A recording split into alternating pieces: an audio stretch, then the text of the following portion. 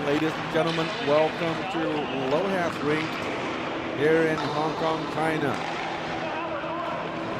This is the Hong Kong League. We are in the game one of the semifinals of the playoffs. After what must have been eternity, we are finally back with some local ice hockey action here at home. And my name is Scott Yang, alongside with my trusty camera buddy with a mic. His name is Tim Poon. We thank him for his services. And today we are playing a game one of a best-of-3 semi-final series between the first seed and fourth seed, and then the second versus the third.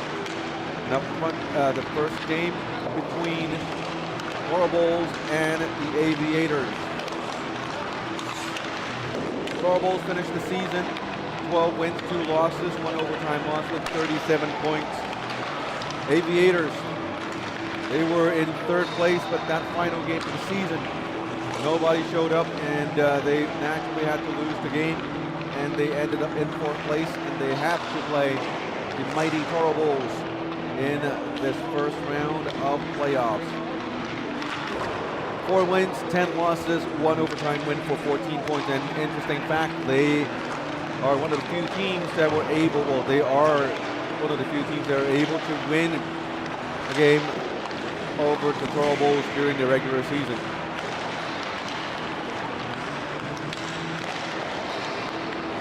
We do apologize for that wonky looking scoreboard.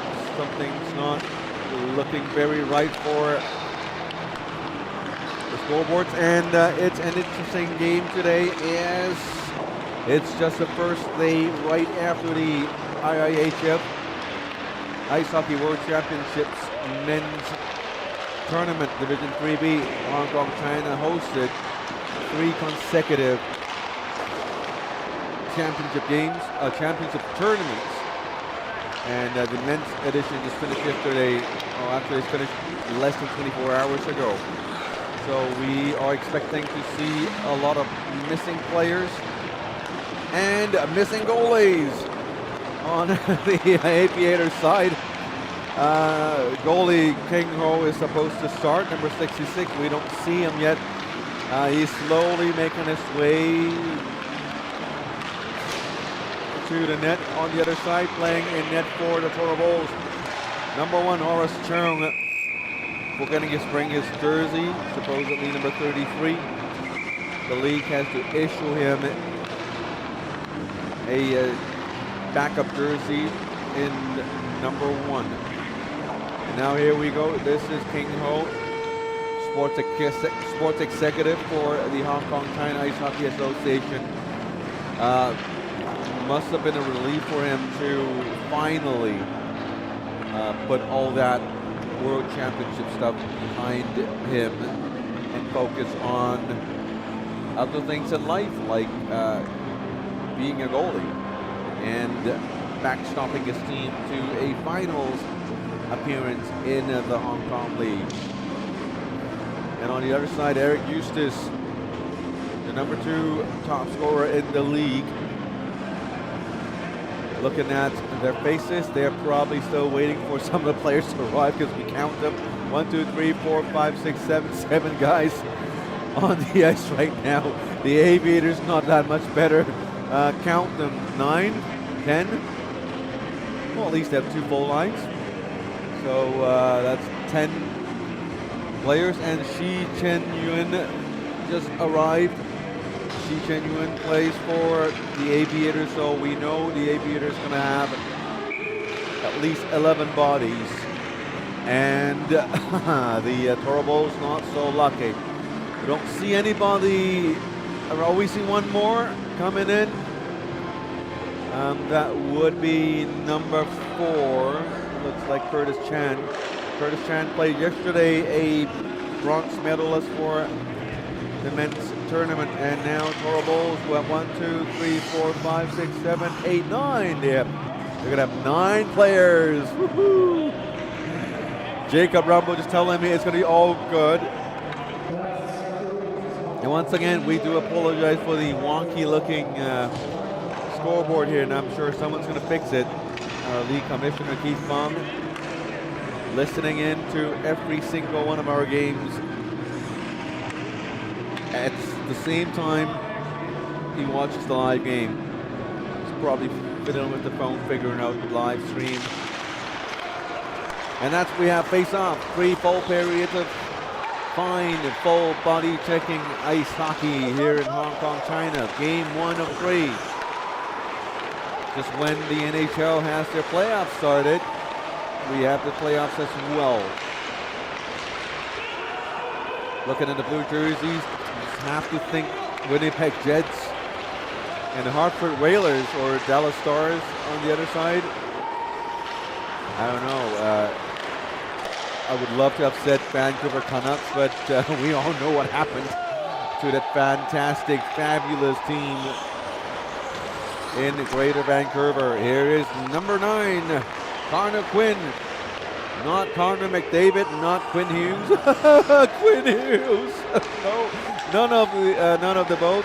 It's Connor Quinn. He, ever since his debut here at Hockey Night in Hong Kong, he's been a great player. I'm not sure where he came from. I'm not sure who and how Keith Fong found him, but a great player for sure. He doesn't look flashy. He's lanky. He's slim. Not a muscular guy. He doesn't have a very, very powerful shot, but he's just a great playmaker. Great speed. And there is the Aviators, number 21, Leon Ruel, a long-time United Hong Kong player. They got 10 now. Toro Bulls, who did they add? We don't know. They now have 10 guys. So it's 10 against 11.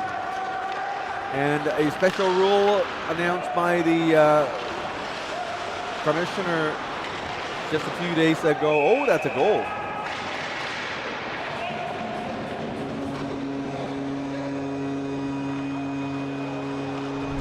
Jimmy Vanstone, number 72. Vanstone cutting in from the right side, going into the slot. Goes short side, high top corner. That's the first goal of the game. Beating the goalie in Horace Turner. Clean 1-0 for the Aviators. Another potential win for the Aviators, maybe.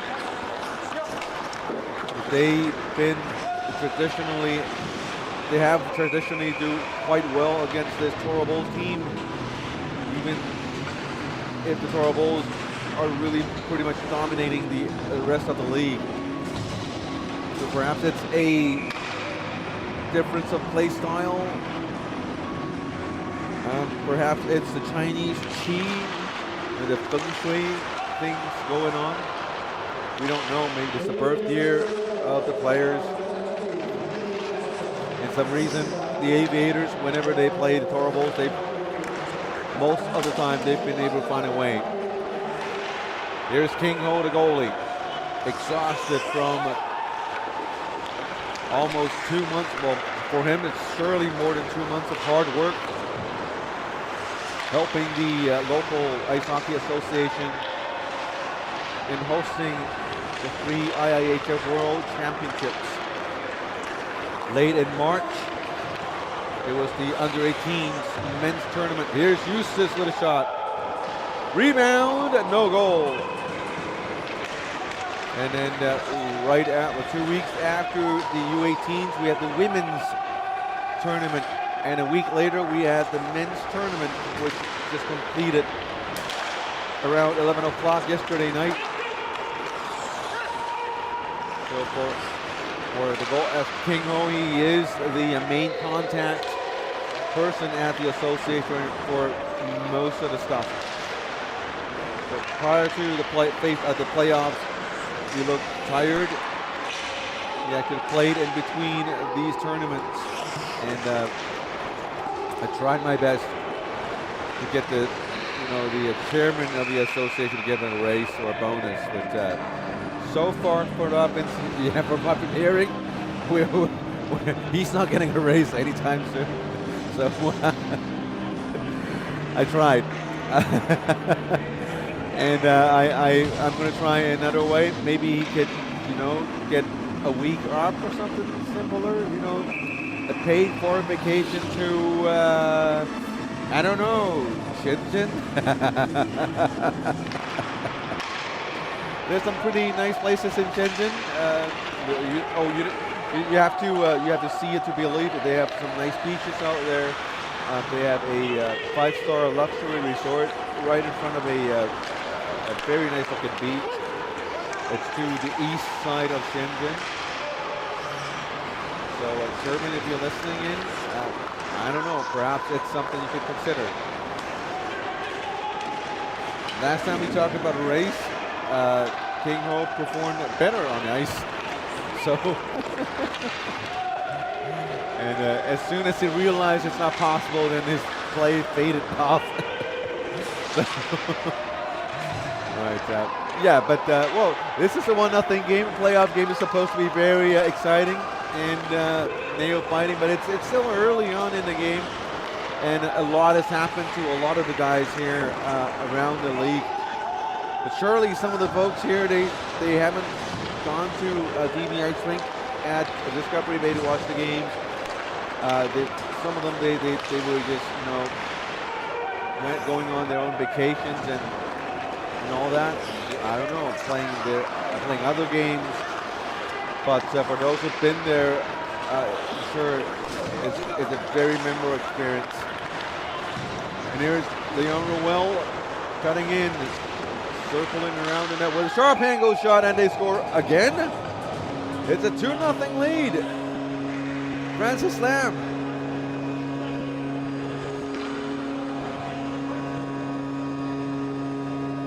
Unfortunately, we don't have a sponsor for any, we're not supposed to say that, let's say online sports entertainment websites. So yeah, statistical studies of the game. And amazingly, Aviators now up by 2 goals. The 4th seeded team against the top seeded team. And mind you, for the Toro Bulls, the top players, Bob Yan, Eric Eustace, Connor Quinn. I think I saw Mr. White Pant Shell, or did I not? I thought I saw him, yeah. He's not Mr. White Pant Shell, it's Black Pant Shells today. It's a Brian Gold, they're all here. So, and Curtis Chan is also here. I suppose they are going to be mounting a comeback pretty soon. And also the officiating crew for today, the referee on one side. Oh, here's a goal.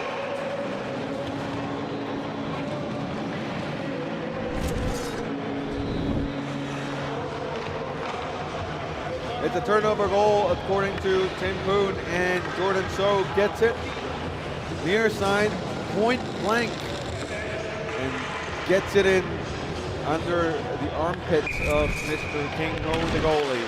And now it is 2-1. Brian Gill. Ever since we have Horace Grant, I'm thinking about Brian Hill, the coach. Oh, here we have another goal. Just when we're talking about Brian Hill, it's Bobby Yan scoring for the Toro Bulls, and now they're tied. What a quick comeback. I so hate saying I told you so, but I told you so. they did a quick comeback, they did, and it's so quick. It's, I don't know, 2 goals less than 30 seconds apart. Now it's a 2-2 tie between these 2 teams. Shots on goals as well, 4-4.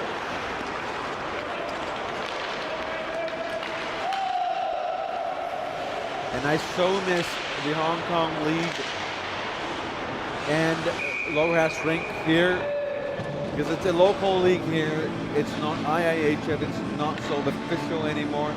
Still, it is a Hong Kong China Ice Hockey Association sanctioned league. the things are not as, what's the word?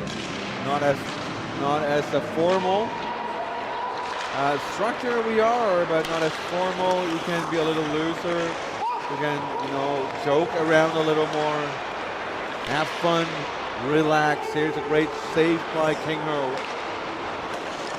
It's Jordan So on the right side. Centering pass gets it to Connor Quinn on the left. Connor Quinn stops, spins around, tries to send it back, and now we have Aviators with the puck. Aviators sends it back out into the neutral zone. Player down. No signs from the referees. And the linesperson's waved off icing. Linesmen don't like icings. Waved up both, and now we have number 66, the new call-up player for the Aviators, Owen Kwok. Aviators had serious injuries to number 24, the star player, in Jesse Lucier. He broke something. It's going to be a long-term injury, so he's immediately put on LTIR, and rumors had it that he might not be back in time for the next season. And training camp and preseason has already been ruled out. So we wish Mr. Lucier speedy recovery. Hopefully he's watching the stream. And while he's watching, it'd be nice if you, click on that like button and subscribe, since we wish you. That's really bad. I don't know, this relaxed, casual vibe is getting to me. I think I'm overdoing it a little bit here. I don't remember the last time I'm so unprofessional. I've been so unprofessional. I mean, the haters gonna get on to the comments and say, be professional, man. I know, but the vibe, yeah, I'm professional. I'm staying in the game. I'm watching, but there's not much action going on.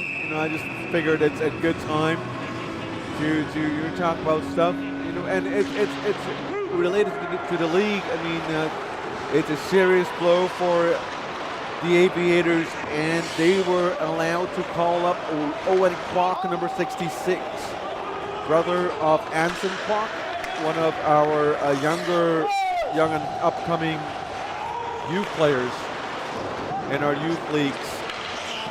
And every year he comes back for a bit,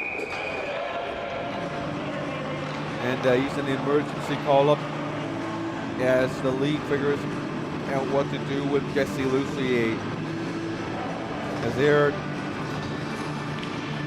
missing their most important player. But today for the Aviators, we have Shi Chen Yuen, and I believe I have Shi Chen Yuen's English name not long ago while talking to Yannick Wong, the head coach for the SWAT ice hockey school. And I'm still looking up his name. If you guys can figure out his name, please put it down in the comment section.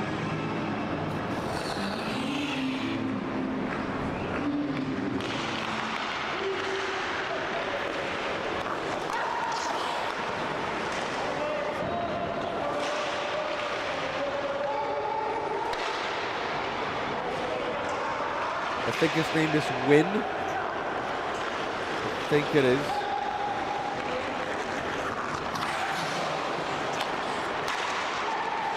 Here is a shot from Eric Eustace.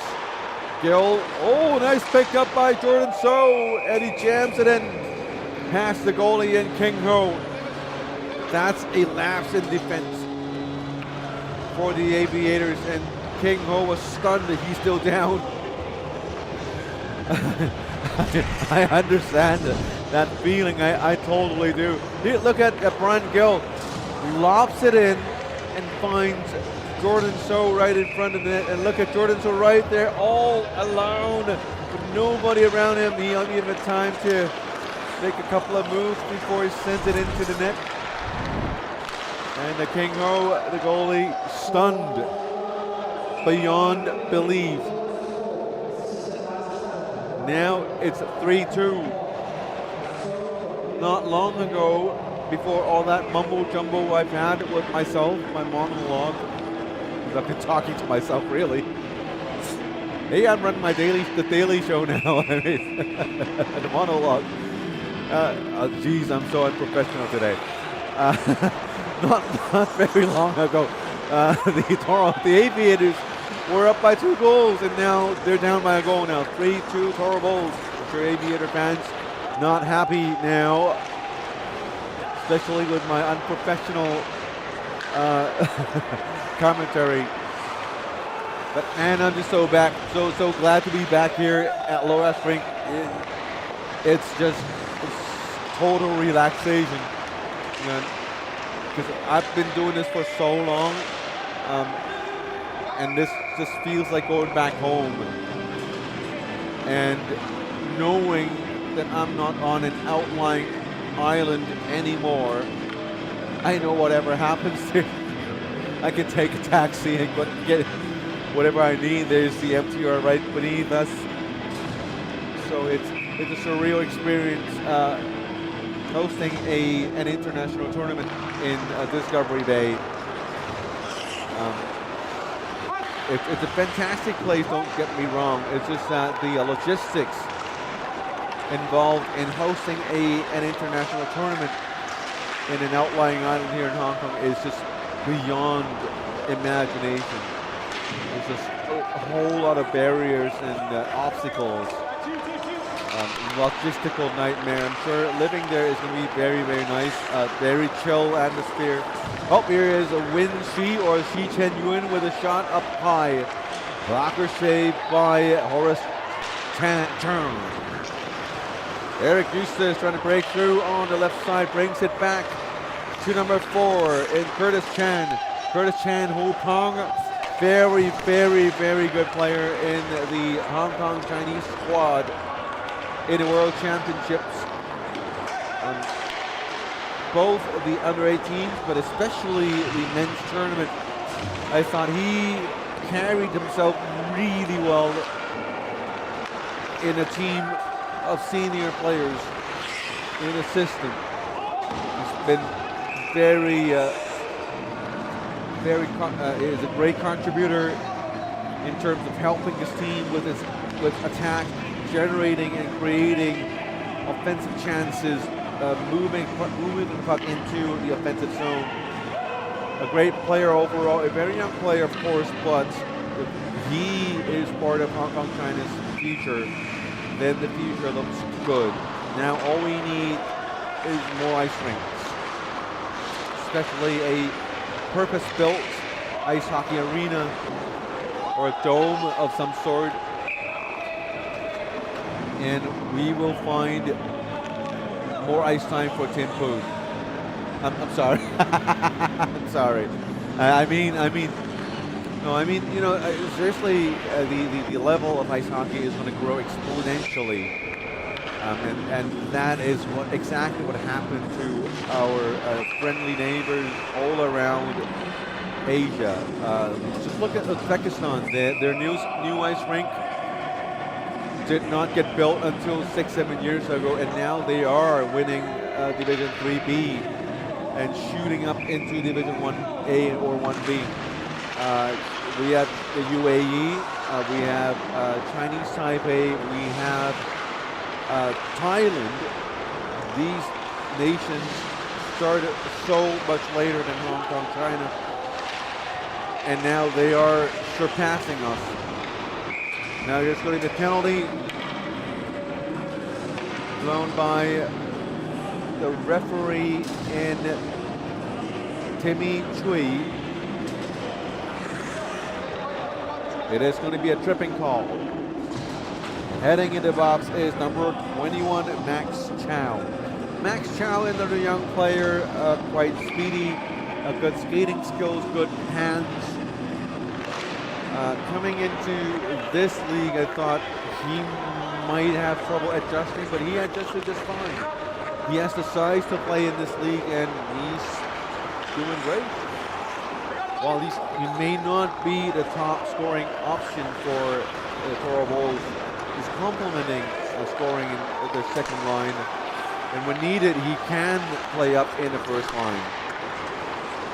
And being able to play with great players like Eric Eustace, it's just going to benefit this young player immensely. And we have another save by Horace Chow. Got that one right this time. And look at the shot right here. Horace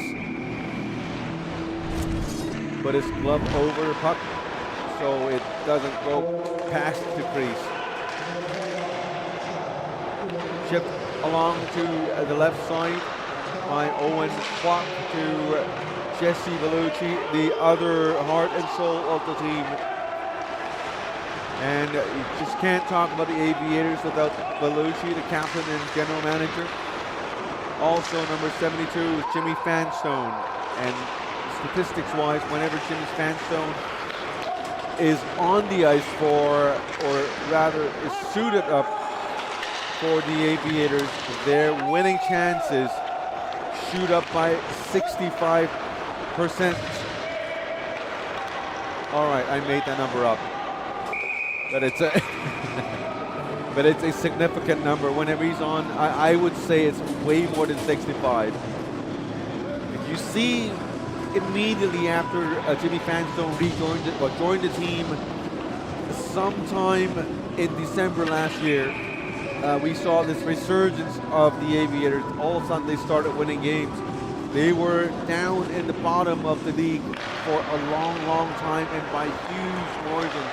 And with Jimmy Fanstone back in the lineup, they slowly climbed out into from that hole. They were once in third place, but unfortunately in that last final regular season game, they lost the one. Actually lost the final 2 regular season games. They ended up back down in 4th place. But so far they're managing well this game, 3-2, just down by a goal here against the Toro Bulls.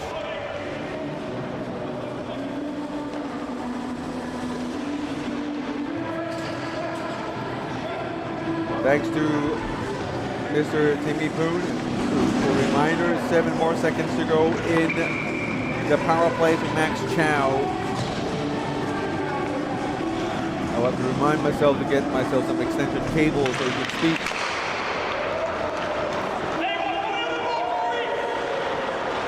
We might have to figure something out to do with the echo, but we'll find a way.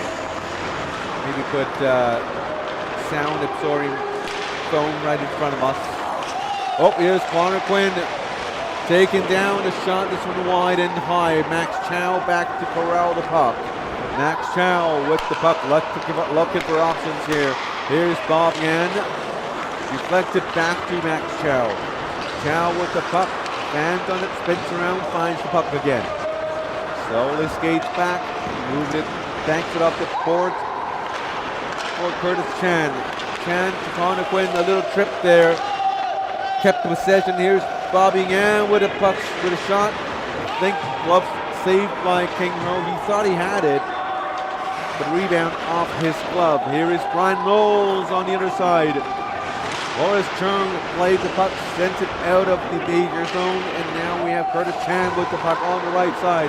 Curtis Chan sends it down. It's going to be icing against Toro Bulls. 3-2 the score, 11-8 the shot count for Toro Bulls.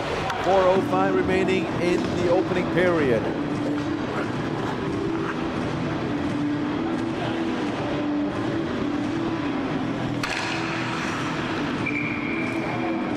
A best of three series, the semifinals.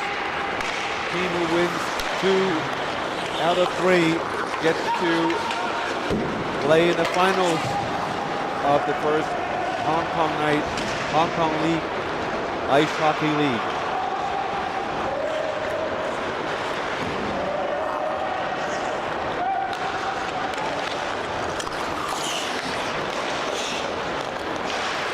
In Jordan So, the shot deflected by Owen Kwok, number 66. Belucci with the puck, blocked by Bob Yan, and now John Ying sends it, trying to find Leon Ruel, number 21. Here's Eric Eustace, spins around, almost broke an ankle on John Ying. John Ying offside. Linesmen, or linespersons, as I've recently learned from the IIHF games. Linespersons for tonight. 2 local high school Ice Hockey League products, Alex Wong and Andy Lee. Francis Lam on the right, and it's going to be icing. Under 3 minutes to go, 3-2 to score. Toro Bulls leading the Aviators by just 1 goal. Shots on goal, pretty healthy. Numbers so far 11-8. Pretty even, I'd say. And a good, healthy amount, especially for both goalies.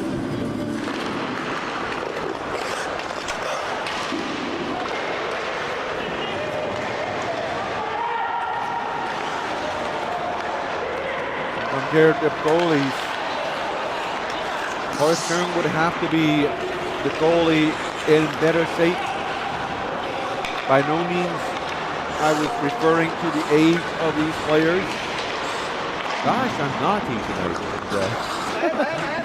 No, because Horstern has been the 3rd goalie for Team Hong Kong China throughout the men's tournament. And he had quite a number of on-ice training sessions with the entire coaching staff.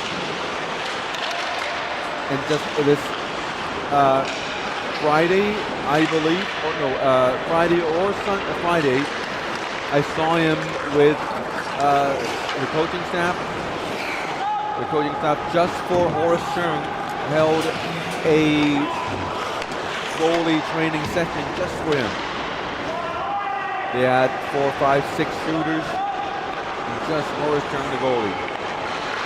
So I'm sure he's much more in better shape than King Ho. And now here is a goal again by Eric Eustace.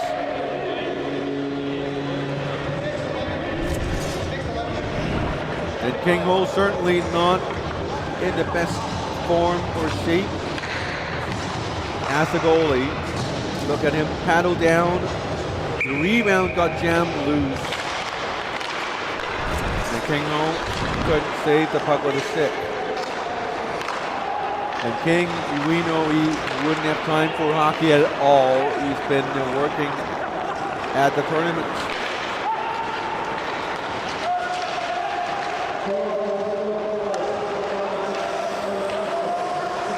So Horace Chung would be the player in better form, or the goalie in better form, and right now the scores probably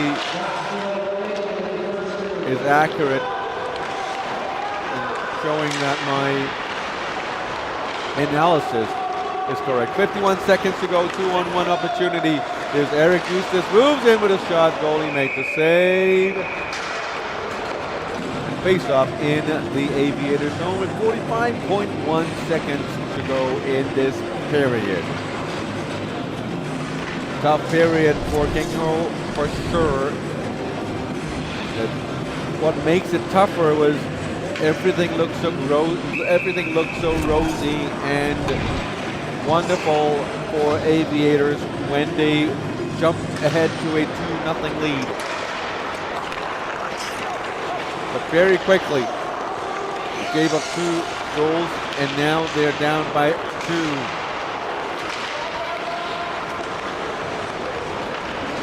Francis Lam moves it in.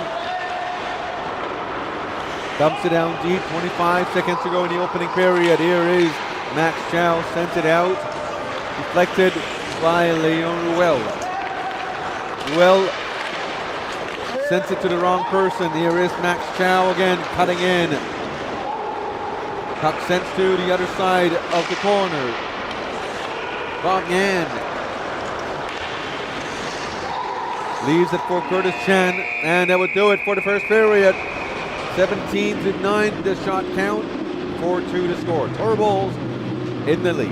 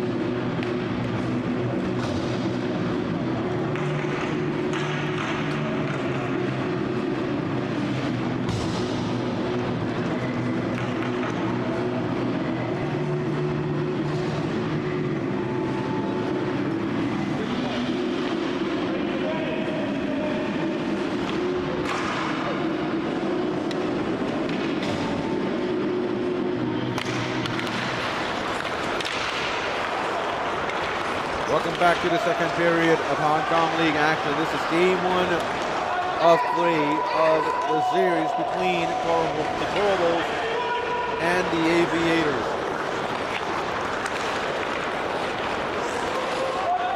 I'd like to shout out to all the fans who are listening or watching the game online on YouTube. This is the second period. After one period, 4-2 to score. Toro Bulls leading by 2-goal shot count, 18-9.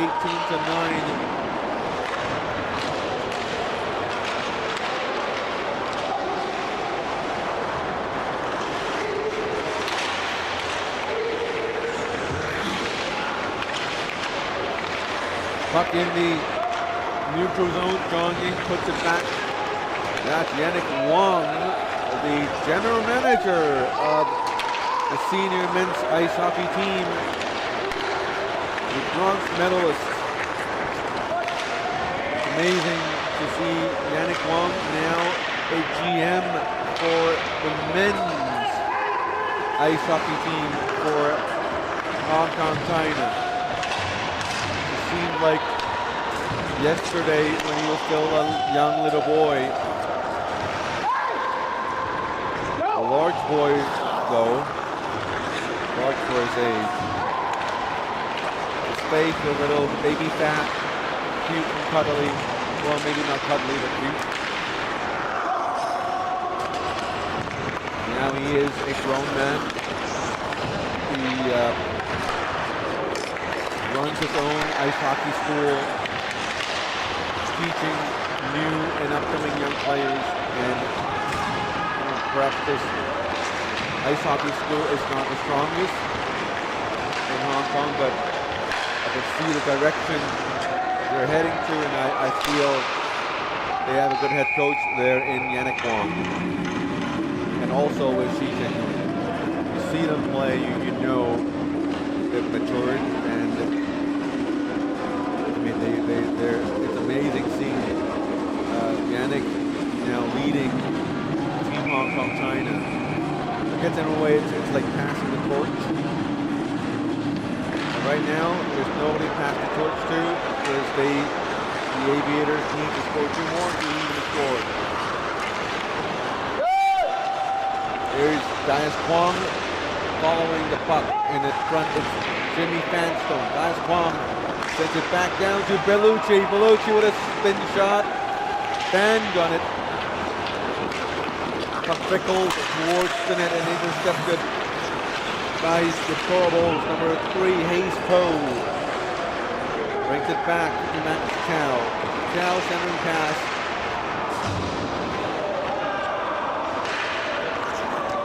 Now we have a race to the puck. Yannick Wong on the side. A couple of steps late. And the puck was shot off the goalie and out of bounds.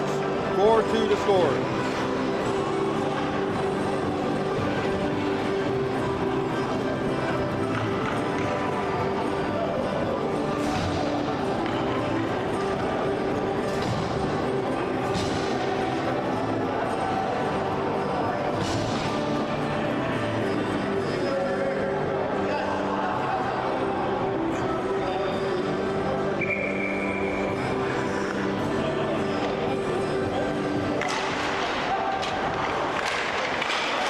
Here is a shot, this one wide.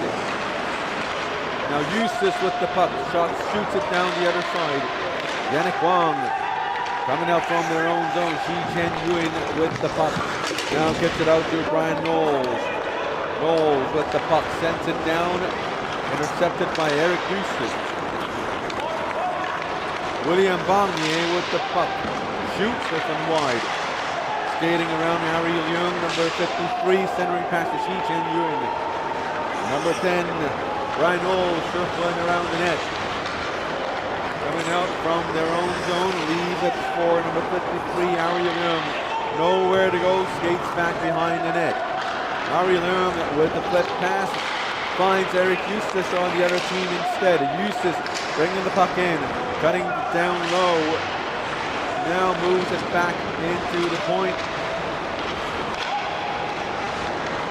Eustace backhands it back down deep to Grant Gill. To Eustace again with a long shot distance block. Now the Aviators have the puck. Goes back for it the other way for a 3-1-2. Centering pass, and now goalie makes a slide. Slide a puck off to the board. Connor Quinn moves in with speed, intercepted. And now we have number 30, John Young up front. Behind him, number 16, Jeffrey Tai. No passes there. He gets pinned down into the board.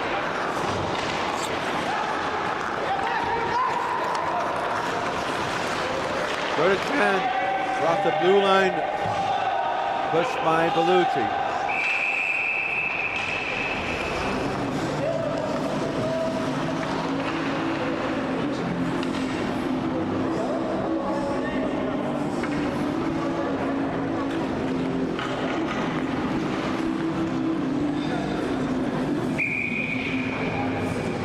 Faced off in the neutral zone, we have Connor Quinn and bopping and Curtis Chan moves it sideways,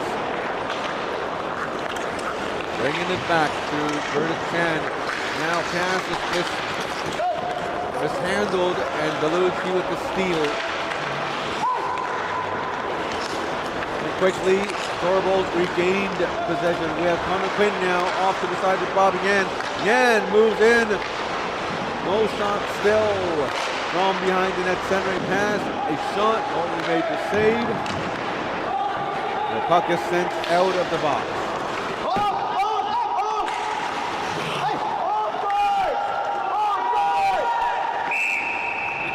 This can be whistled.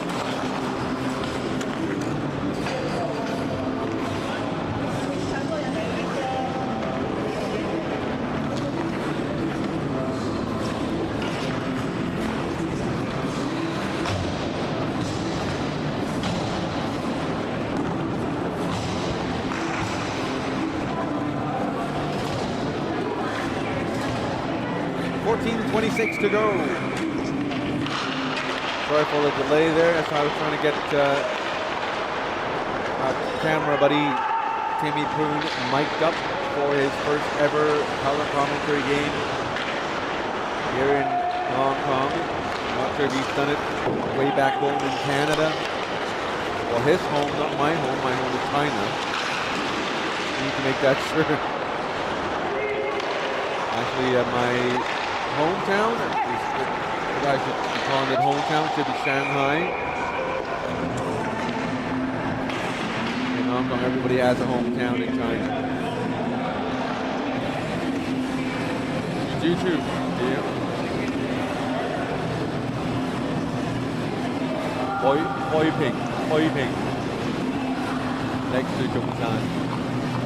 Okay, so one day to retire and you could, right? Yeah, that's a lot of people do.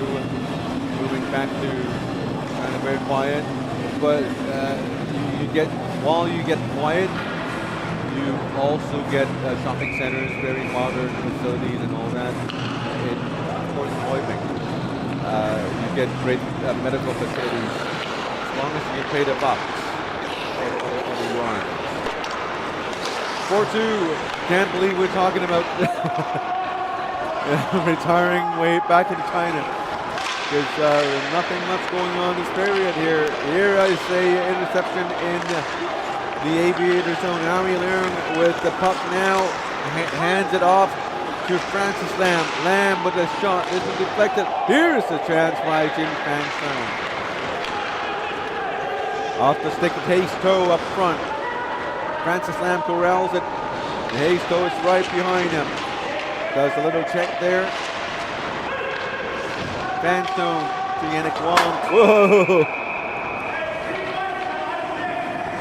Puck went into the Toro Bulls bench. I'm sure it's accidental because he wouldn't have hit it had he wanted to.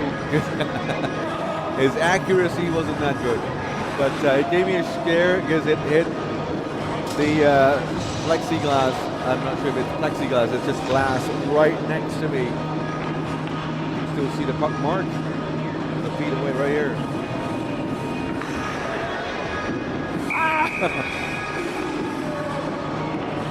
Once again, we do apologize for the wonky looking stretch out scoreboard we have here. We have a penalty up against the Toro Bulls and Aviators with the power play. Perfect chance for them to get back into the game. Now they're down by 2 goals. Bellucci, the point man. Bellucci wanted to go to Francis Lam, Owen Kwok. And now Jordan So with a steal. Great save by King Ho. Here is Jordan So again up front. 3 blue shirts jamming him. Stripping away the puck. Owen Kwok loses the puck to Connor Quinn, and we have offside. What a save by King Ho, the goalie. Certainly hoping for a week off and a paid-for vacation to Shenzhen. Look at that poke there. He's in perfect position. Challenge is out. Does the Y thing, when you forces the shooter to take a direction, you know when a player has chosen the direction, then you pivot and go along with that side. Because when the goalie, when a player, the shooter, is so close to the net, there's no more chance for the player to move left or right.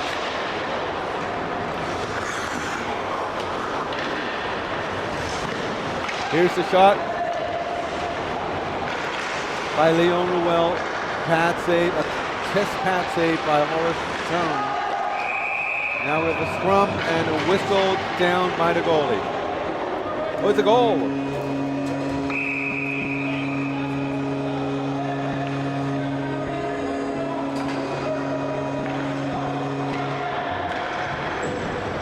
Luckily,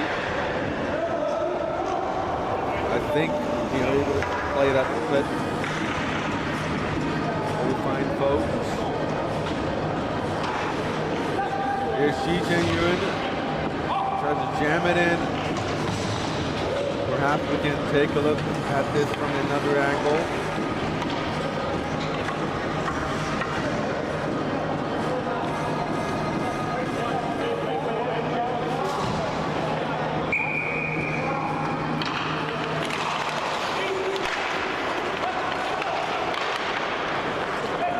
So that should be the end of the power play. The scorekeepers still have the penalty clock, and the Commissioner Keith Fong is already panicking. We see him. He's probably watching the screen and now hearing me talking about him because there's this delay. There's the shot. Great save by King Ho again. 4-3 to score. Eric Eustace. Eustace, a fabulous player. He's been on top of the scoring race for, I don't know, for at least 13 to 14 weeks. Always been Eric Eustace, but in the final week or two, Rhett Wilcox of the Black Dragons caught up to him and overtook him as the scoring leader.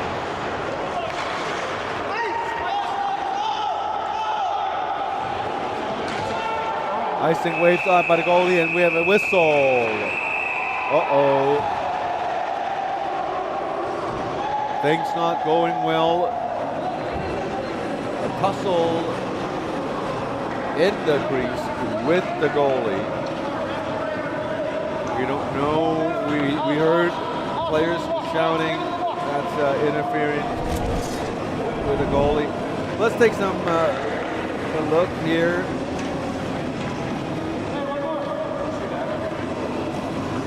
Here's this shot, and the goalie quickly went back. Here's another shot of this. The goalie first tripped the player, and the player comes back at Chorus Churn. So, well, it's so nice to have, technology on our side, but that trip there, that is a trip. Let's take a look at that one again. I think the reverse angle works much better. And let's take a look at the play here. Now, player coming in, and look at that trip there. You can tell it is, well, I would say it's intentional. And now the player, Leon Ruel, comes back, and Horace Churn goes chase after Leon Ruel.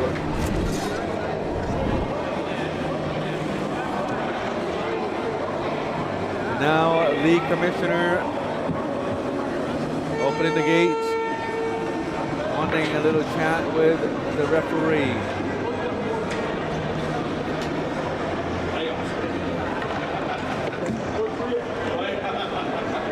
Trying to figure out stuff.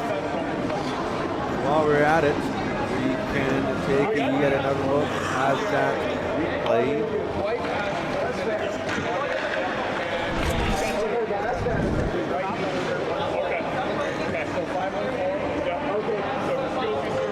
Look at Forrest Sherm coming out for a play. Look at a trip there.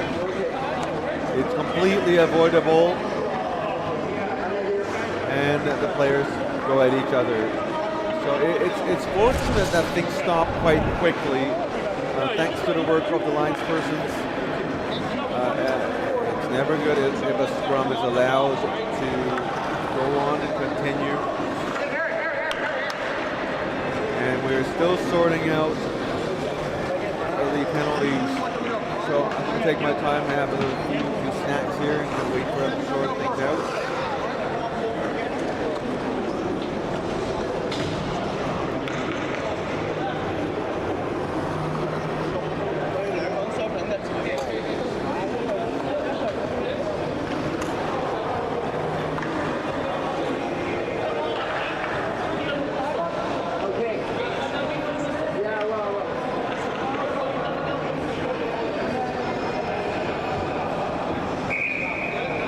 So after all is said and done, we have two white bodies in the box, one blue body in the box.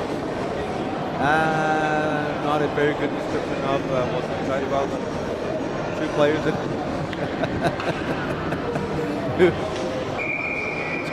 two Toro players in the box, and an Aviator player in the box. So we have an Aviator power play for 2 minutes. It's a 5-4 if I'm not mistaken. Because two coincidental minors. And and an extra minor. Here's Bellucci up close with a shot. Here's a run-in with a player that would be number 16, the 15 Ying Yuan. No call by the referee. And surely Eric Eustace complaining to the ref about an on-call. Minute 25 to go in the power play.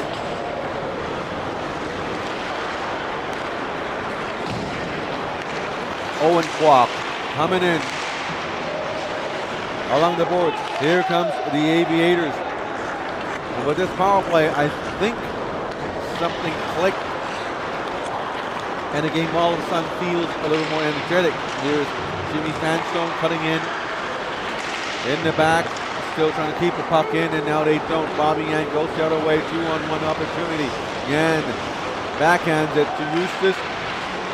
Curtis Chan picks it up, rebound, and another rebound, and King Ho finally saves it.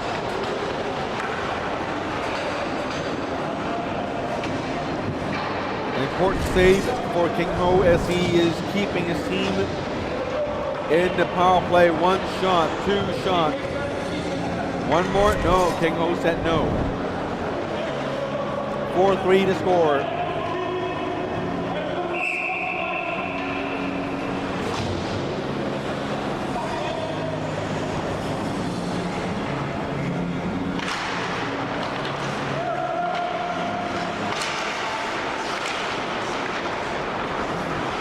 .38 seconds to go in the power play. Eustace with a shot, this one wide. And here goes Brian Knowles. Still 30 seconds. Oh, interception by Eric Eustace with a shot. This one blocked by the goalie. Left down by King Ho once again. A salary increasing save there. Yes. So nice, he deserves a raise. I'm starting to think the more I talk about this,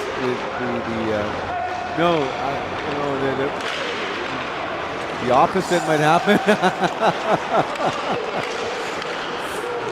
The chairman's saying, Scotty, just shut up, man. 9 more seconds to go in the power play. Enough kidding, enough jokes. This is a real power play, but it's the team being penalized having control of the puck. Here is Bob Yan, and now teams are back to 5-on-5.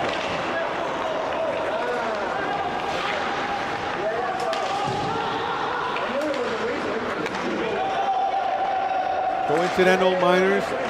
The penalized players are still in the box. Here's a near side shot.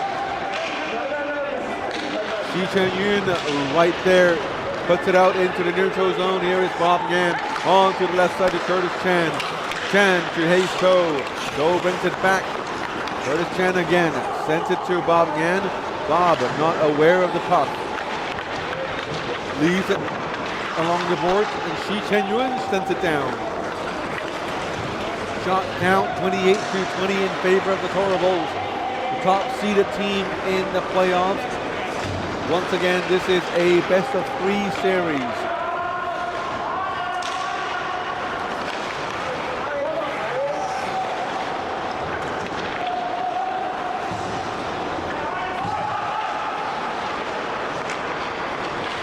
William Bongnay cuts out into the slot. Bellucci try to get in. 7:12 remaining. And now the penalized coincidental players are still in the box. They're waiting for a whistle to get back out. So if there is no stoppage for the next 7 minutes, they're in there for good. Well, at least for this period. Oh, there's another shove by Jimmy Fanstone. Eric Eustace not very happy, and now we have another one. Now it's going to be a series of hits. Finally called by the referee. Now here is the first one. This little jab right there by Jimmy Fanstone. Eustace not happy, and once they have another chance, bam, right there. Very solid, hard hit.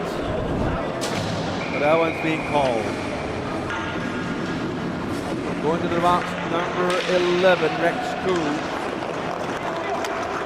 for the Toro Bulls. Toro Bulls, a very crowded penalty box.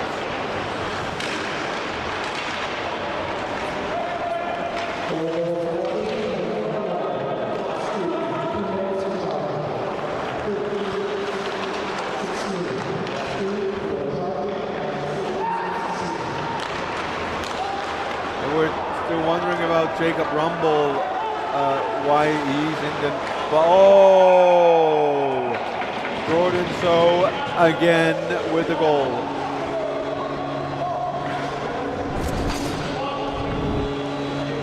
Jordan So with a goal. It's another turnover. Connor Quinn, Jordan So. That's a lethal pass to the other team. And the goalie Kengo is unable to do anything. So we're talking about Jacob Rumble in the box for such a long time. He has to be serving a personal misconduct for 10 minutes. And I asked, did he do anything?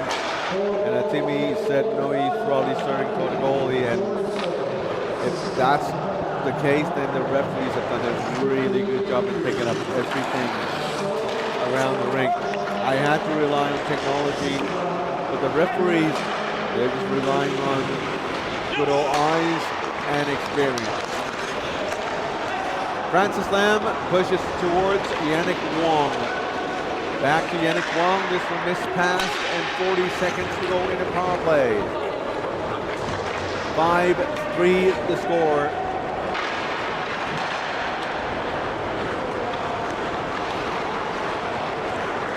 .30 seconds to go in the power play. Bellucci coming in on the left side. Bellucci still with the puck, cuts in. Looking for options here. Protects the puck with the back. Sends it back out to Yannick Wong with a long shot. Yannick, not the best for his accuracy. More known for his strength.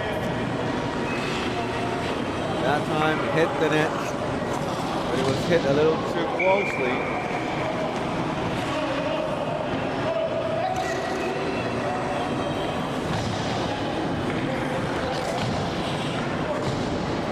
.56 to go in the period. 12 seconds to go in the power play. Jacob Rumble finally out of the box. Immediately rejoins the team.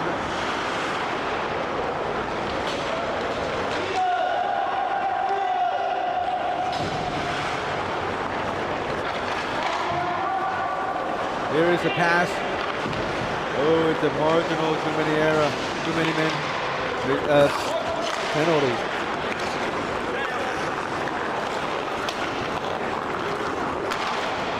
Here's Rumble to Kenji Wu. We heard the Aviator bench calling for icing. Didn't get them. Curtis Chan sends it across to William Bogny. Tries to chip it in. Now here's Chi Chen Yun. Chi goes in all alone.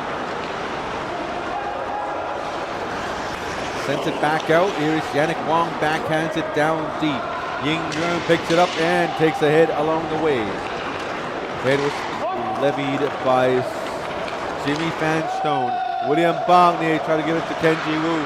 Now Curtis Chan. Chan with a shot blocked by Chi Chen Yun with his elbow. I would never ever do that because I think it's gonna hurt. I might just stand straight up with my shin blocking everything, but you know that goes on to say how good and brave a player Chi Chen Yun is and how the opposite I am. Kenji Wu with the puck along on the right side to Bob Yan. Yan with a shot, this one hit the post. Centering pass. Bellucci with the puck. Sends it down deep. Eric Eustace trying to fend off number 21 Leon Ruel. Bellucci backhands it. Couldn't get past Leon Ruel. And here is Jordan So. Puck tipped up into midair. into the Aviator zone, and Bellucci back to pick up the puck. Bellucci sends it down, a long pass into the neutral zone. Quinn Hughes, Connor Quinn. Oh my goodness. That was an honest mistake. Yeah. it's just tiring.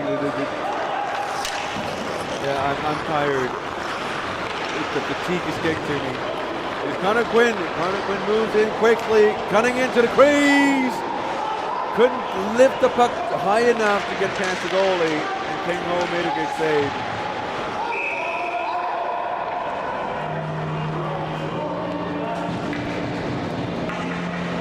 High sticking call.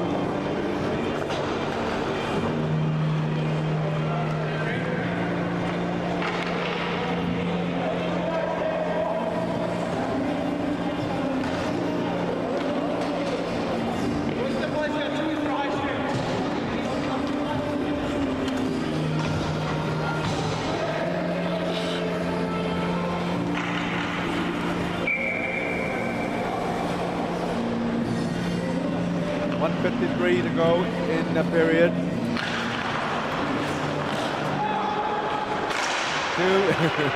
Penalty on the penalty throwables, and Aviators have yet another power play, and now they're down by 2 goals. In terms of shots on goals, they're down by 9. So this power play is going to be a great chance for them. Get a little closer, gain a little momentum, find some traction to move on along with the game.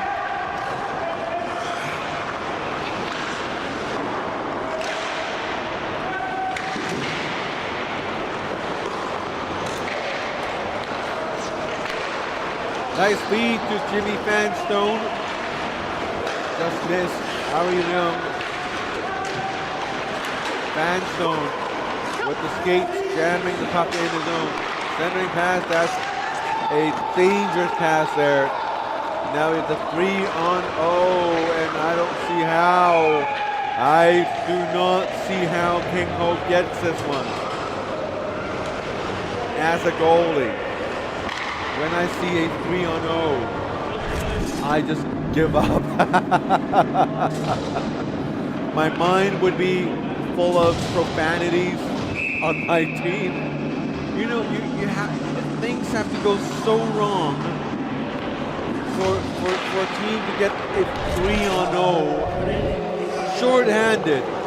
How wrong can things go for a short-handed team to get a 3-on-0?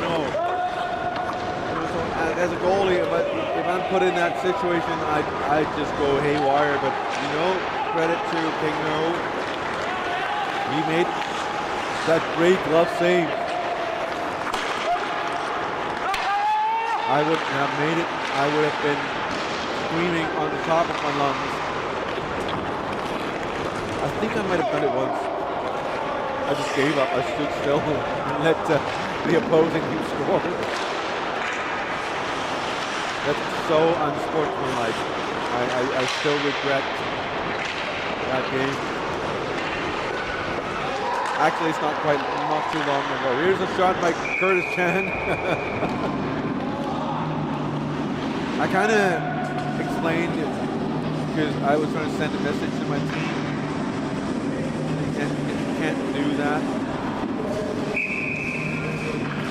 I believe the goalie would still, or the captain of the team would still have to set the record straight. You just can't let an opposing team come back on you on a 3-on-0, Oh, it's the end of the second period. 8 more seconds on the clock for the power play.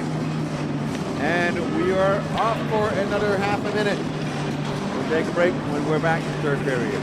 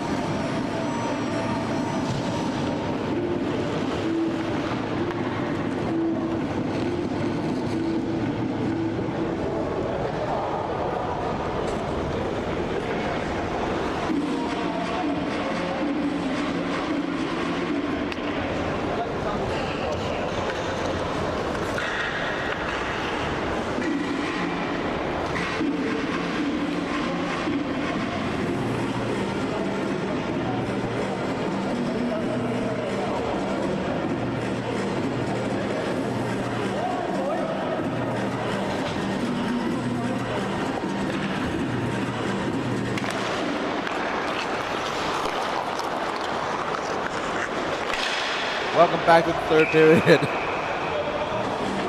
So unprofessional today. It's just so good to be back home again with your friends around you. You see the local fans again. You see the local players again. You know everybody around the rink. You see Timmy standing right next to me, and you know this is a recreational league here in Hong Kong. So it's not as intense, not as formal as the IIHF stuff we had this past week. And we have so much more to do here in area Loas Rink. Here's Eric Eustace, the second top scorer in the regular season, calling for offside, and they are going to get it. Offside against the Aviators. Frustrated players, for sure. Both teams not having a lot of players on the bench. 11 versus 11, I think. And as for the Aviators, they are missing Jesse Lucy, and they're going to miss him for a long time. So playing for them is number 66, Owen Kwok, an emergency call-up player. And here is Brian Knowles on the right side trying to give chase. Ying Yung breaks it out to Curtis Chan, number 4. Curtis Chan to Hayes Toe. Both of them bronze medalists in this year's IIHF. I hope it is the same Curtis Chan. Chen Ho Pong. Not the same? You don't know. You think so? All right, great. So because there's on the roster for IIHF, they list their official name on their passports. That one was Chen Ho Pong, but without Curtis. But Keith told me it's Curtis Chan, so I'm just drawing, the dot, connecting the dots. This is Curtis Chan, so that this Curtis Chan must be that Curtis Chan. Otherwise, we'd have 2 Curtis Chans.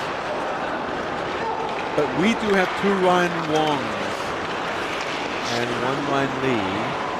2 Ryan Lees. 2 Ryan Wongs. Right, so that makes things, just a little harder. And the score is 5-3 right now. Shot count 34-21. Remember, the Toro Bulls, the number 1 seeded team.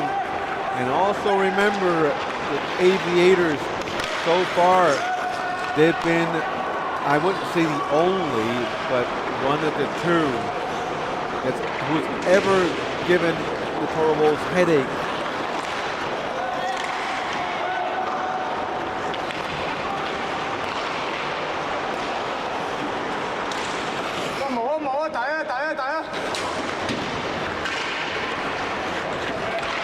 Here's Ying Yang on the left side with a long shot. There's one cross ice, picking the puck up. It's number 3, Hayes Toe.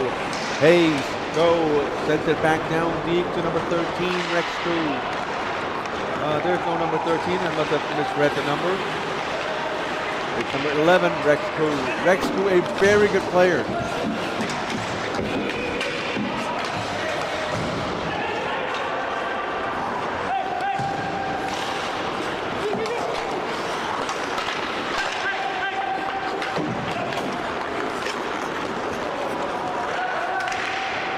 Sorry for the pause. It's the first time I'm getting to know who Rex Koo really is. We worked together over at Discovery Bay for a week. I know the person. I didn't know his name. I didn't know his number. And now I saw him just now on my right. And I'm now connecting the dots. Rex Koo. I was talking to one of my good friends here in the broadcast booth, Carmen Yi, I believe that's her name. Sorry, Carmen Ting. And, I was saying for how good I thought the player Rex Koo, number 11 here is. Very effective guy. Right, and I didn't know that this Rex Koo was the guy I saw last week. So Rexu, he's seriously a very good player. He didn't start off the season on the very top line, I believe, but very soon they found Rex Cruz to be a very effective two-way player. So good, I think he deserves to be on the national, well, the Team Hong Kong China the next season. And there's a one-timer by Bobby Yan, the alternate captain, also co-GM of the team, coming in with a fantastic shot. But all that work started with Eric Eustace.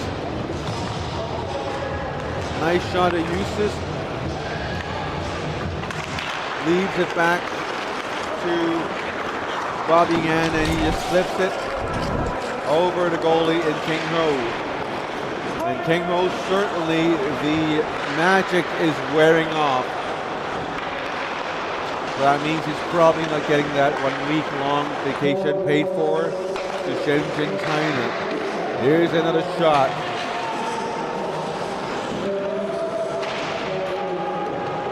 Under 15 minutes to go this game, and just a reminder, the next game coming up, an exciting game between Black Dragons and the Hong Kong Panda. Great friends playing against each other. Rhett Wilcox, Ben McCaskill, and Whitney Olsen. These three buddies, best of buddies. Don't know if I'm allowed to say that, but yesterday, 2 days ago, a very important event for these three. No, not Big 3-0. I'm sure they're up way past 30. No, it's not Big 3-0. Timmy Poo was shouting Big 3-0. I don't know. Big 4-0 is probably more like it. But I think they have a new venture going on in their lives, and I do hope everything goes well for them. All the best. I was invited, I think, unofficially, but I was too tired. I just needed more time to sleep. And I have to play the role of the father once in a while. 6-3 the score. Toro Bulls up by 3 goals with the goal by Bobby Yan. The lead now has been stretched to 3. But don't count the Aviators out yet. They are always a pain for the Toro Bulls. And somehow, some way, they know how to deal with the Toro Bulls. Now here's number 3, Hayes Toe, cutting in on the right side, spinning around, back to the point man in Curtis Chan. Back to Hayes Toe, up front, turns it around and shoots, and they score again. There is absolutely no chance for the goalie in King Ho. And you can see from his body language, he's not a happy camper right now. You guys can see him now, but I can. So much pressure on him this past 2 months. Now that pressure has gone. Finally back to his own self, playing the game he loved. But the game he was forced to watch for 2 whole months. As he was responsible as a point, or the main contact person, for me at least, the main contact point in the tournament. A lot of work, very hard work for him, and I do thank him for his service. A great job. Very sure it's not an easy job, but now he's back playing hockey. Wish him all the best. Right now he's given up 7 goals. And that probably means the dreams of here is a penalty according to my best color commentator, but without a mic. Timmy Poon, a high stick penalty against Leon Ruel. No 21 for the Aviators, and now we have a power play for the Toro Bulls. They're now up by 4 goals, and in terms of shots on goals, they've really pulled ahead. 45-25. Dominant figure.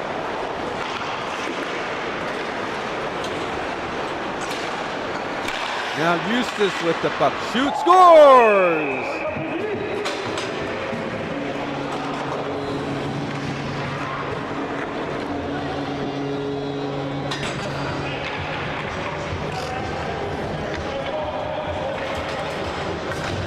And that's another power play goal, a quick power play goal by the Toro Bulls. Let's look at the goal right here. Of course, everything starts with Eustace, whips it from the blue line, goes straight in, and you see the reaction by the goalie. Not good. He wasn't screened. It wasn't deflected, but it was just very, very, very nice placement. It's one of the hardest places for a goalie to get to is right between the arms and the leg pads, and to the furthest point away from the goalie, almost clipping the post, and now it's 8-3. Toro Bulls.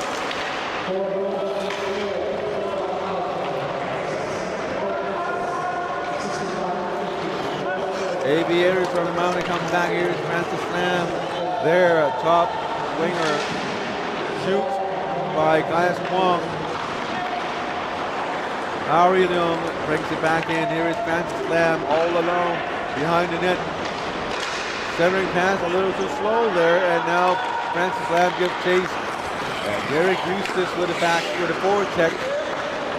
Now the interception. Connor Quinn to William Bounty, saved by King Ho, the goalie. Jacob Rumble with the puck on the right side.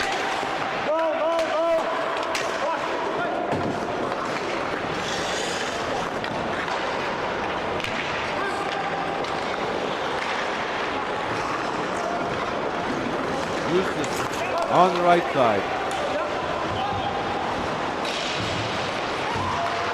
Tries to wrap around to Rumble, and they score.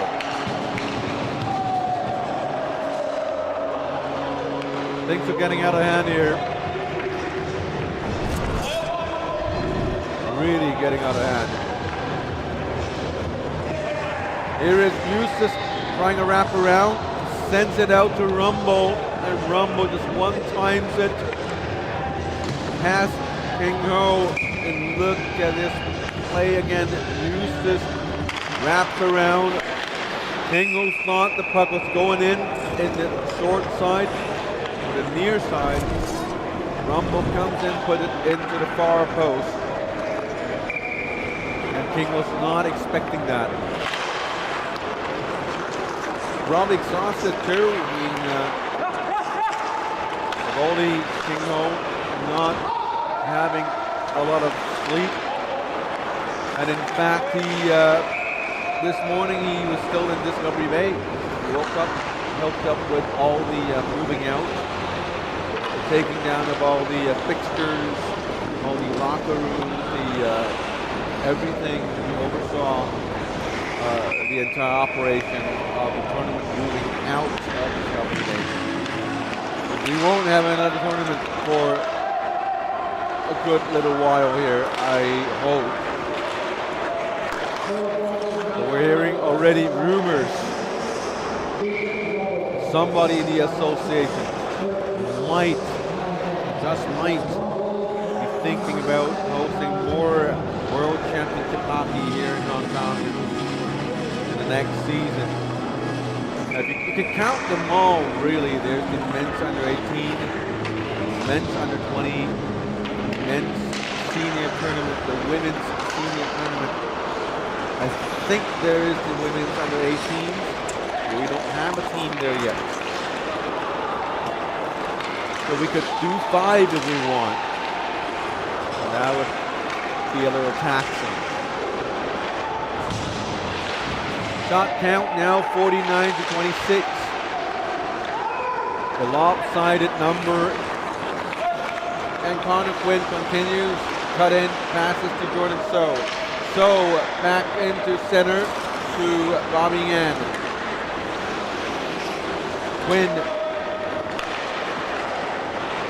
to Jordan So, back to Ying. Give and go back to Ying, and King Ho manages to cover up the puck for a face-off in their own zone. 9-3, the score, not the game King Ho wanted, but it is what it is. They're down by 6 goals with 9:32 to go.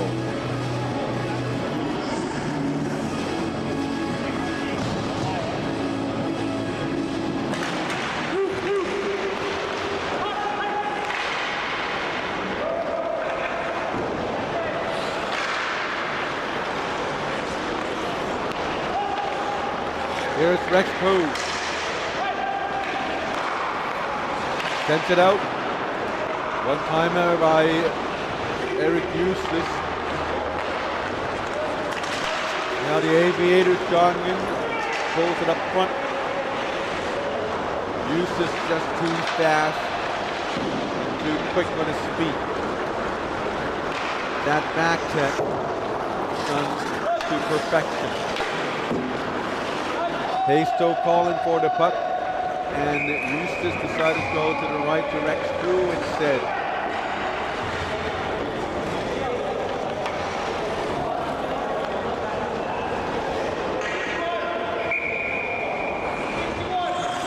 Hosting the tournament also bridges the gap between the older players here in Hong Kong and the younger players here. We saw a lot of older, retired players from the community showing up to the game just to watch. They're learning for the first time who some of these players are. That also includes me, myself, getting to know the younger players in person. Being able to meet up with the players without their gear and their masks on. Seeing their faces for the first time. Able to talk to them. It's a very humbling experience. Because they would talk to me and say, well, I listened to your broadcast. Here are some comments.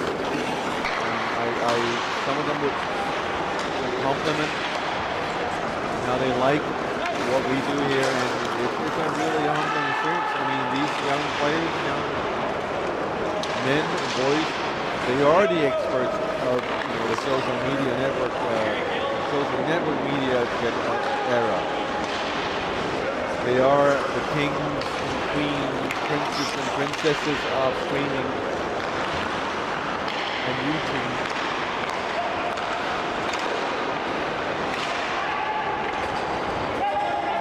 And as an old man, it feels good that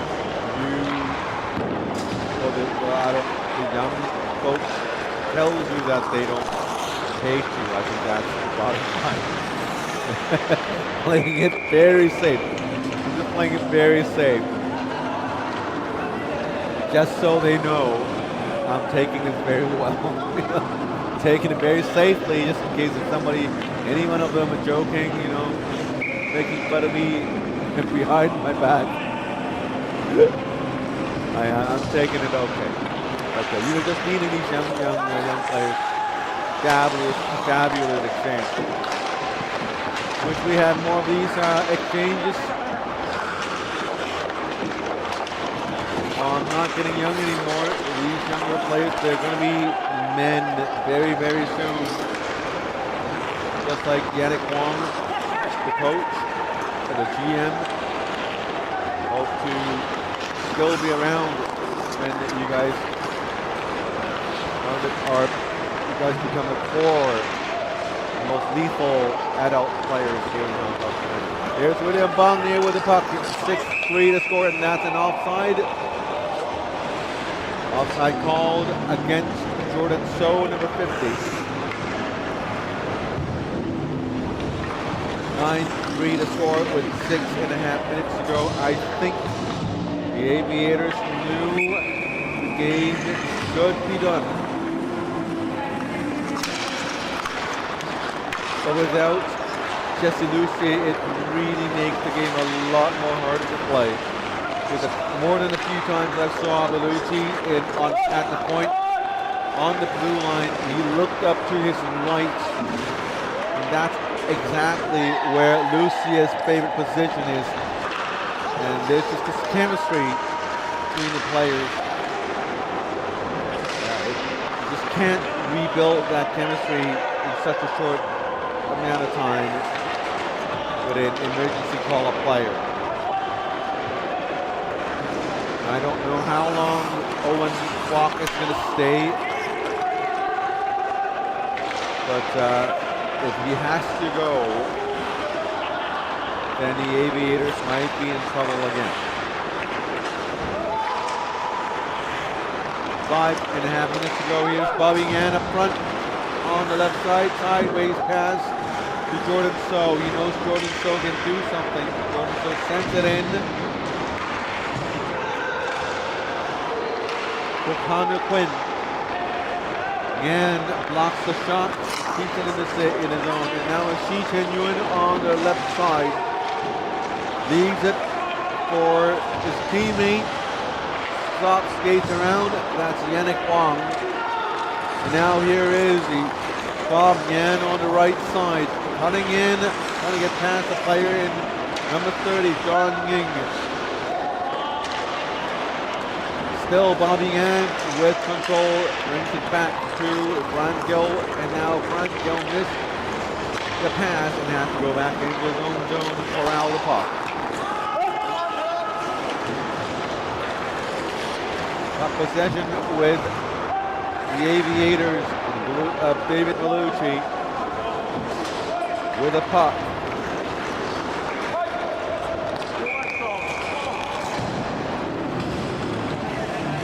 .4:22 to go in the game.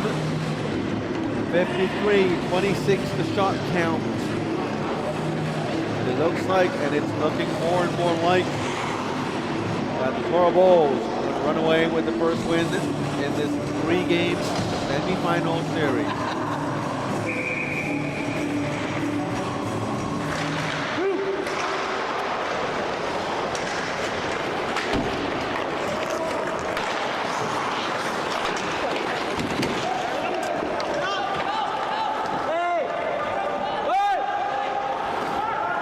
Owen Kwok gets hold of the puck, moves it past the first defender, moves past the second, now trying to get through Eric Eustace. Of course he couldn't get through, so he shot, hits the goalie, and the puck bounced off the board.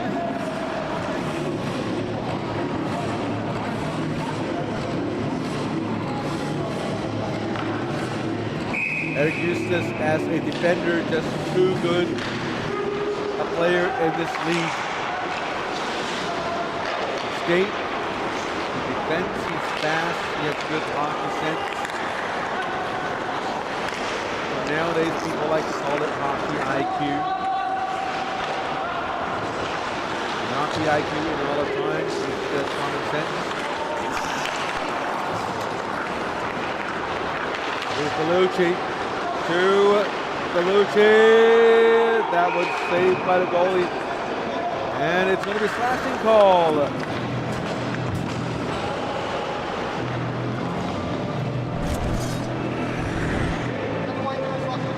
Here's Bellucci with a failed pass, sends it out just behind the goalie's back. Had he connected, it would have been a very nice goal.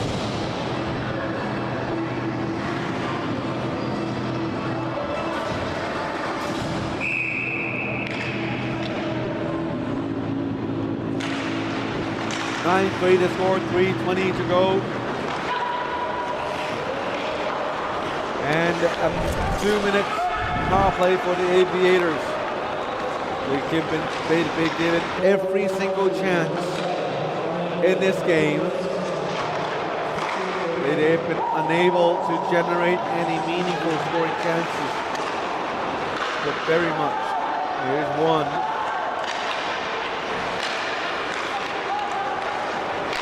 Here's a one-timer and stick saved by the goalie. 2:46 to go, 6-point game. Bong Yan pass the puck. Now we have save.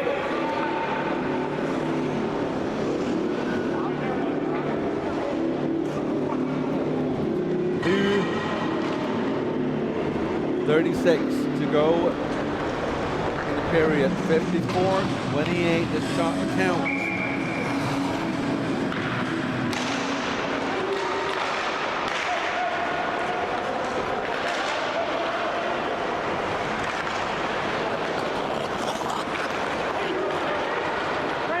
That's the stand on the right.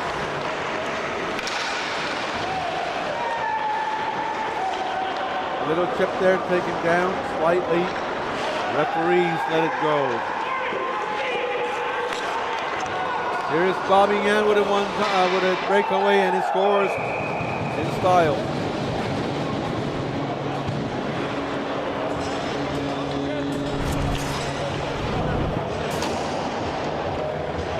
Can't help it when you leave a player that deep in the neutral zone. He's almost kissing the blue line. Can't have it standing at that position for such a long time.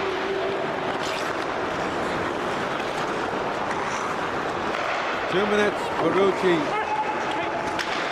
Jeffrey Ty, number 66. And here's another shot. Goalie held on to the save.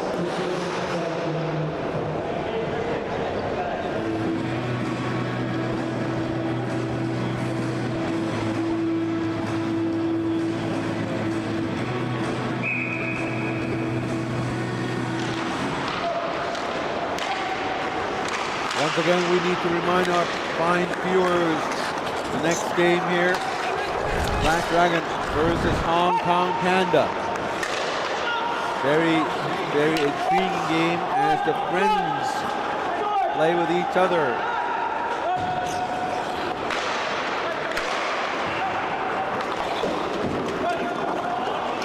Here is Toro Bulls again, 10-3, 1:11 to go in the game. And I don't think there's a need to pull the goalie either.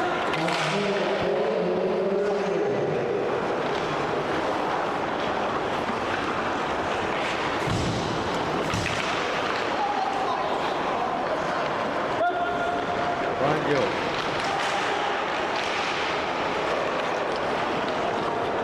Moves it through. 39 seconds to go. Aviators trying very hard to salvage this game. Here's another shot. Goalie made a great save. Shoots on the net.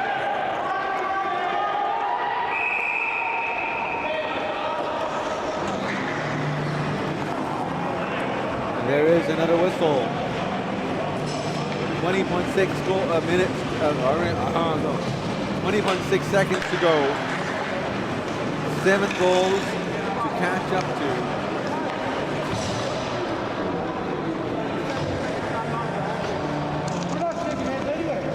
Gonna get cross-checking penalty to number 17, Jim Sandstone. Every game, this is ill-timers. Here's a one-timer, and that game puck was out of bounds. No, it's in play. Eustace still having the puck. Eustace finds Bob Yan with a shot, this one wide. Puck came down from midair. And finally the game is over, 10-3 the final score. Toro Bulls get the first game in their pocket, and they now lead the series 1-0. Now, the Aviators without Jesse Lucier. they'll have to figure a way to replace this huge loss.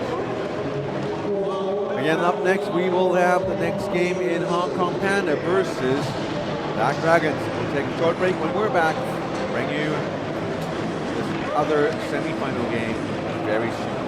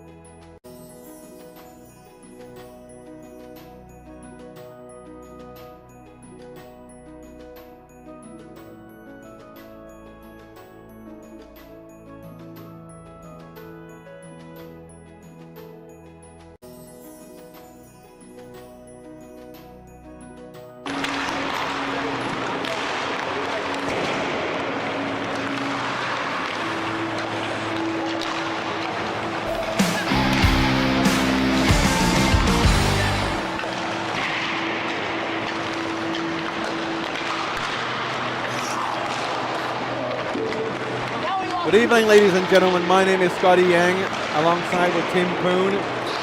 This is HKL Hockey, Hong Kong League. And this is the second game of today. We are in the playoffs, semifinals. This game between the second and the third seed. Black Dragons on your right side, and in red, the Hong Kong Pandas. Speaking about the Hong Kong Pandas, their owners, Buck Empire, your number one source for North American ice hockey news. Follow them on Instagram. They have about 200,000 followers, and your best source for your KHL, NHL, like your favorite team, Vancouver Canucks, Toronto Maple Leafs. Let's talk about something a little more positive. The Buffalo Sabres and Minnesota Wild news, and also a part owner, Hockey Worldwide, your number one source for international hockey news.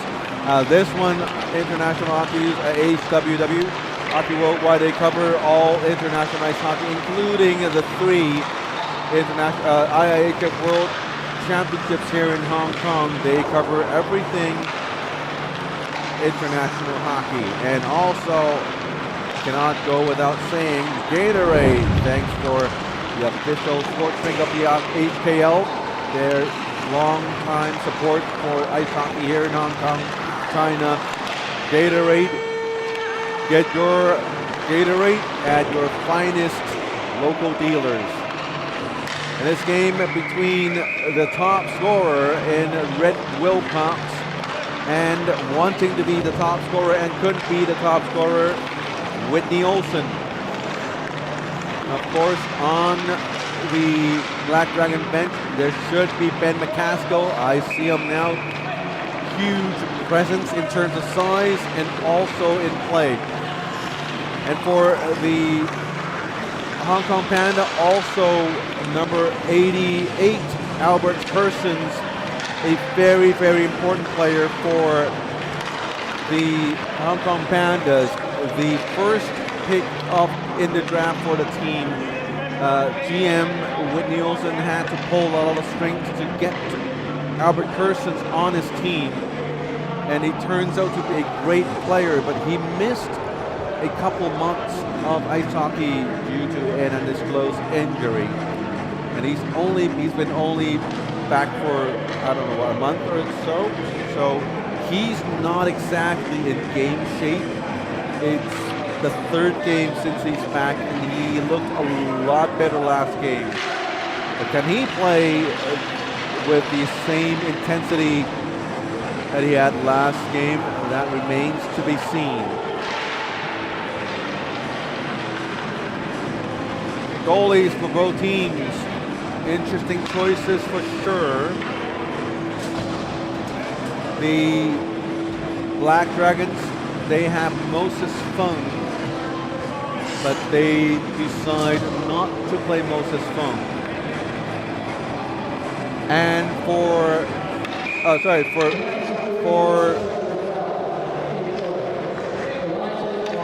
they have Rexton Choi, but they decided not to play Rexton.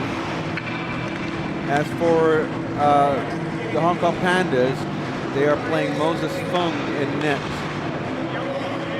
So Rexton Choi not playing today. He actually played yesterday for 2 periods. So it's a high workload night for him. He also won, it's historical, he won the best goalie of the tournament in the under-18 tournament, and he also won the best goalie award for the men's tournament. So they are keeping him on the bench.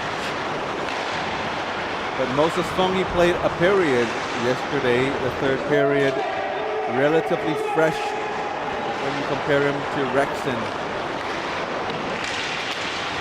So we'll see how the teams will fare with their selection of goalies. Here's Brett Wilcox regular season scoring leader,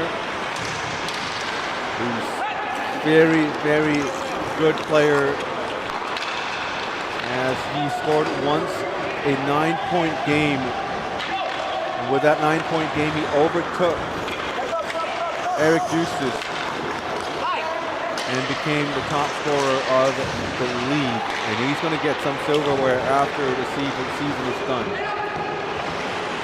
Black Dragons, the second seed of the tournament, of the league. I still have to get all the IIHF stuff out of my brain. It's not a tournament, it's a league now. And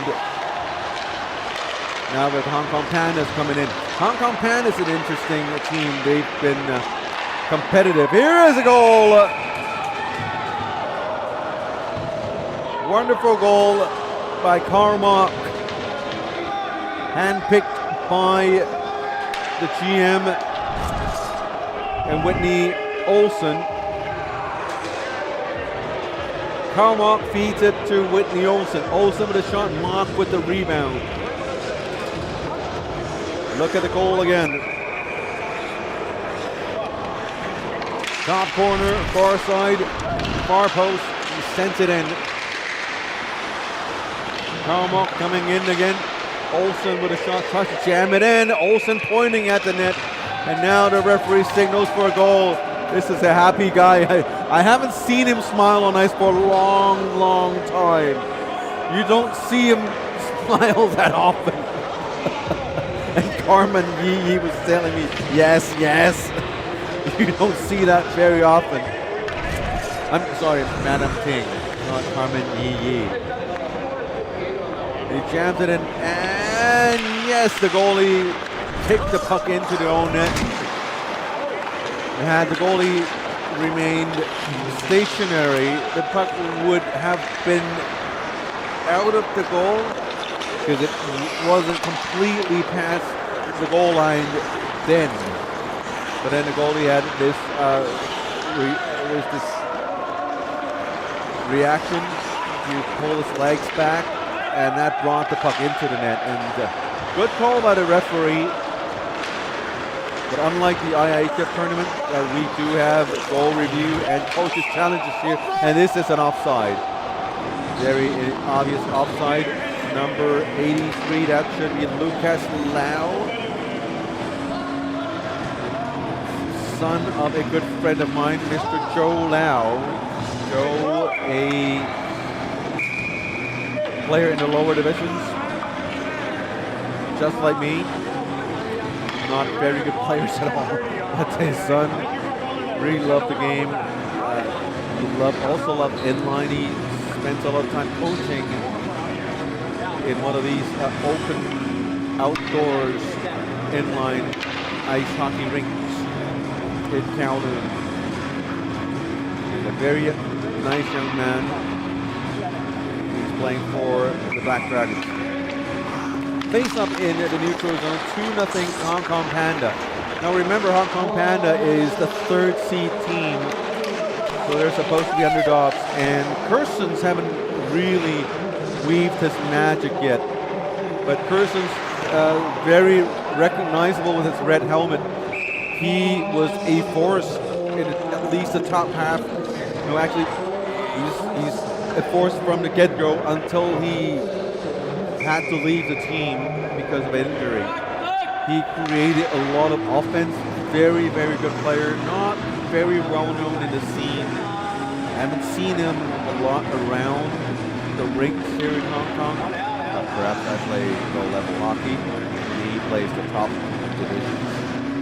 But a very good player. Now he's paired up with Jovi Watts, number 61. And on its side, number 17, Andrew Lee. These two very, very young gentlemen. Here's a one-timer by Rhett Wilcox. Wilcox back to Ryan Lee. Ryan Lee, a bronze medalist from the men's IIHF World Championships just yesterday. Here's a shot by Andrew Lee.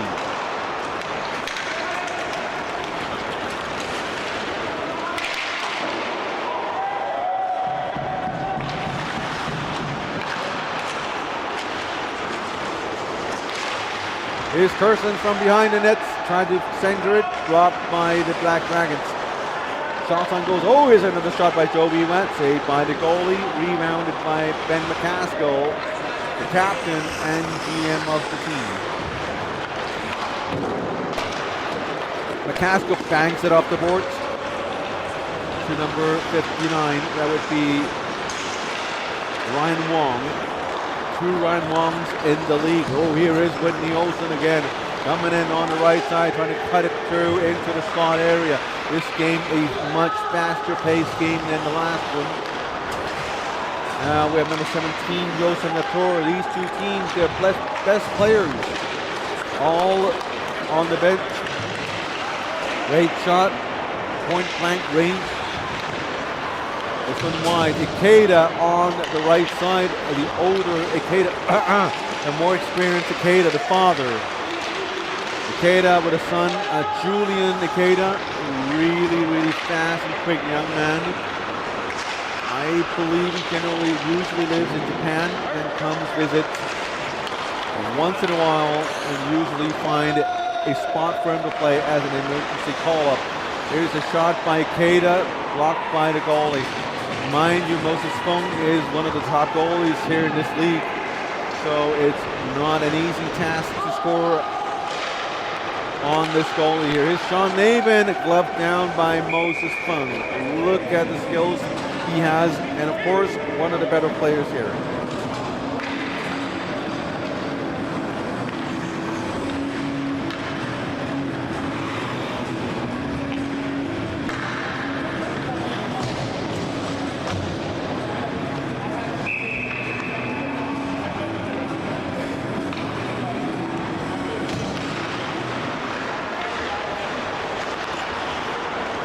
Under 15 to go, Ben McCaskill with a shot again, saved by the goalie. Oh, it was deflected out of bounds.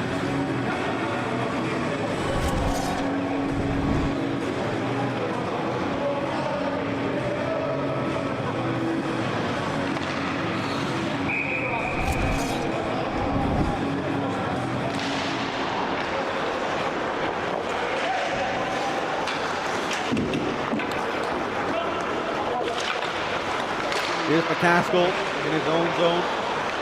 Nice move. Pass one with speed, showing off his skills now. Down deep, cutting in. Sending the puck to the other way. Here's Albert Kirstens with so much speed. I think he's back. Look at Kirstens with a shot in the slot area. That would deflect it wide. He looks 100% this game. Haven't seen Kirstens with such intensity for a long time. Here's McCaskill with a shot, this one. Blocker saved by Moses Fung. Ron Lee chips it back in. Here is Joby Watt, number 61. Joby sends it to Persons. Persons a little trouble. Controlling play, back to Joby Watt. Watt, whoa, moves in and shoots. Goalie made the save. Persons is the type of player who's not selfish. He'd shoot if he has a chance, but he always try to get the younger wingers around him to do most of the work. And you can see how tough the games were for the Hong Kong Pandas without Albert Persons. Because without Persons, you have this split up Whitney Olsen from Andrew Lee, Joby Watt. Oh, here is a shot right after, way after the whistle, and now the player, I believe that's Ryan Wong. Ryan Wong. Too many rides in this league. So Ryan Lee, Ryan Wong. He's been receiving attention from the not Honda, but Hong Kong Panda. It's all wrong. Hong Kong Panda defender Tom Allen. Tom Allen. I'm getting all the things mixed up here. Things started to go downhill when we had Horace Chung, and I announced him as Horace Grant, the NBA player. And then we had Tim Pang and Kim Poon. That was on a live IIHF game. And then with Bryony Hill and Brian Gill.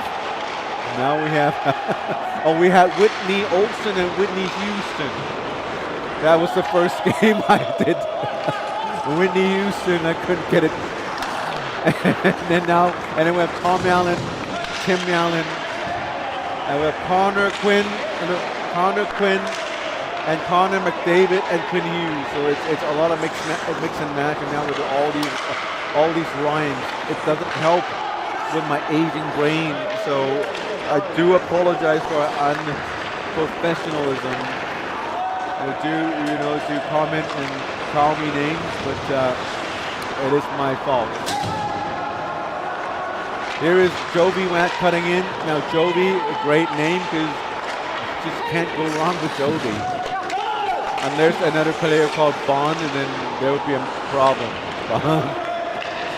We did have a player named Don, a good friend of ours. Don Ho, shout out to him. I believe he's now in Thailand, living a great life. Right. Sure, Timmy Kuhn will want to do it the same way. You can do it. Just join him and join the club. And Donnie Ho, another legend for ice hockey here in Hong Kong. Look at Ben McCaskill, so far away from the action, out of the sideboards. There's number 14, Tim Hanglin, longtime player in the Hockey Night in Hong Kong League here, sweeping in from the right side is Albert Persons. I'm sure Carmen Madam Ting is looking at him. He is a very, very nice player, and I know Madam Ting, Carmen, she knows a good player when she sees him, and I could tell her eyes been fixed on Albert Persons like since the first minute. And now here is a little chatter between the birthday boy, I was told, Mr. Rhett Wilcox.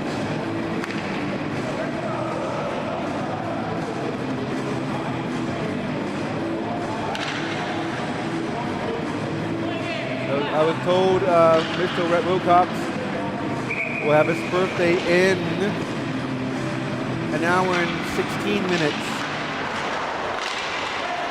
And that would take him up to 45 years old. Well, 51, that's a jersey. But I was told he's a pretty young man.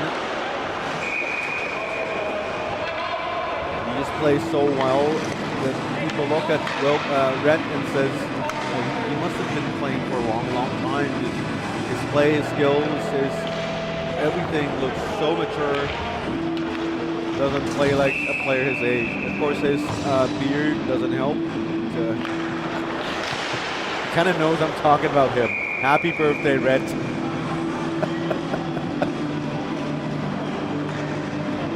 Now his team knows.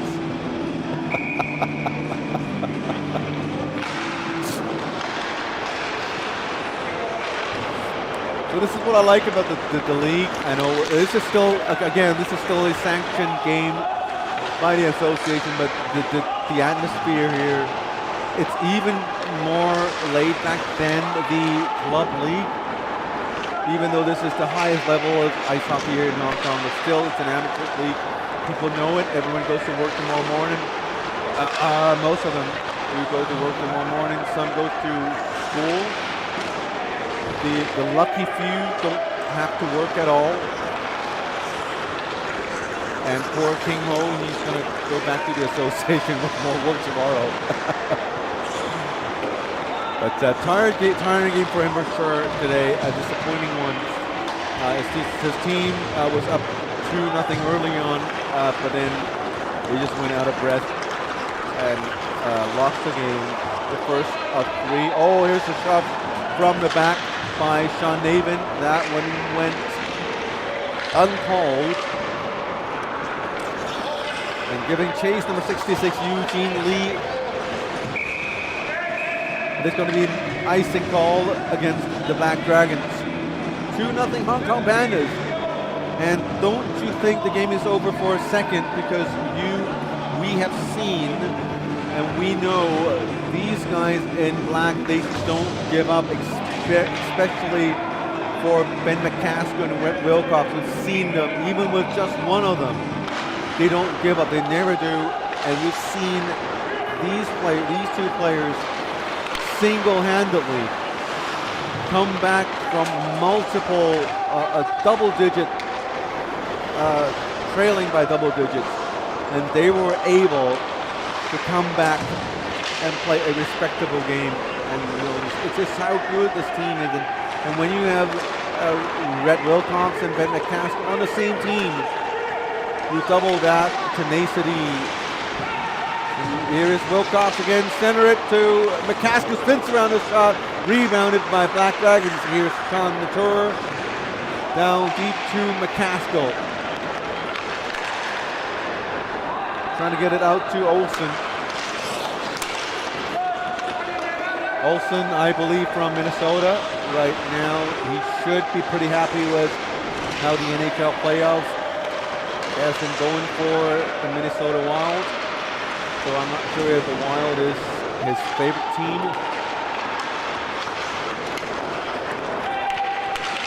Or perhaps he's a Vancouver Canuck fan, which I can understand. I know everybody loves the Canucks, except for this season, and perhaps the next, and maybe for the next 5.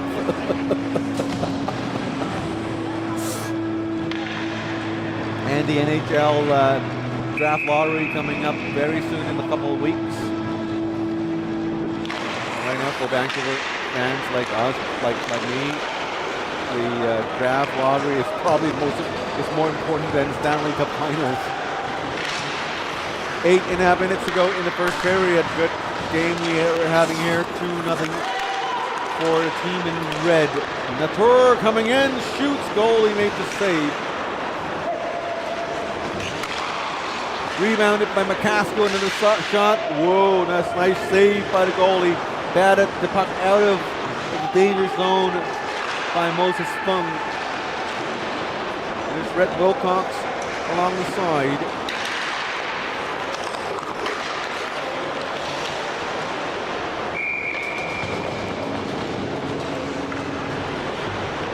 We do apologize again for the wonky scoreboard here. We couldn't quite fix it. 2-0, 7:59 to go. 14-10 the shot count in favor of the Black Dragons. Here's a shot by Lau Chi Lok, number 11. Ryan Lee. Lee goes in, cutting in from right with speed, but pretty good defense played by the Hong Kong Pandas. As Ryan Lee was cutting along the perimeter, he wasn't able to cut in to a better position to shoot. McCaskill keeps it in onside play, and another save by the goalie. And that's what you get with a fine goalie like Moses Fung.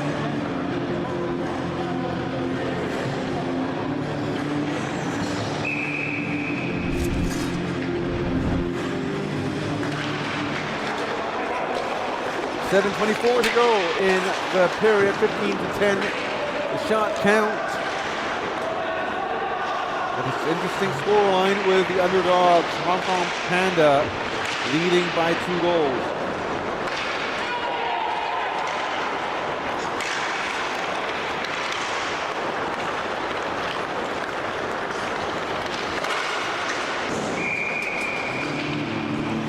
It is another stoppage. Face off in the Black Dragon zone with 6:59 to go.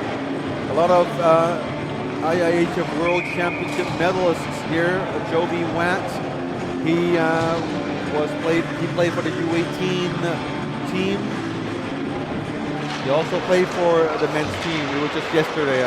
My memory is just escaping me. He was a silver medalist for the U18. And a bronze medalist from the men's tournament. Also Ryan Lee, I believe, was on the squad.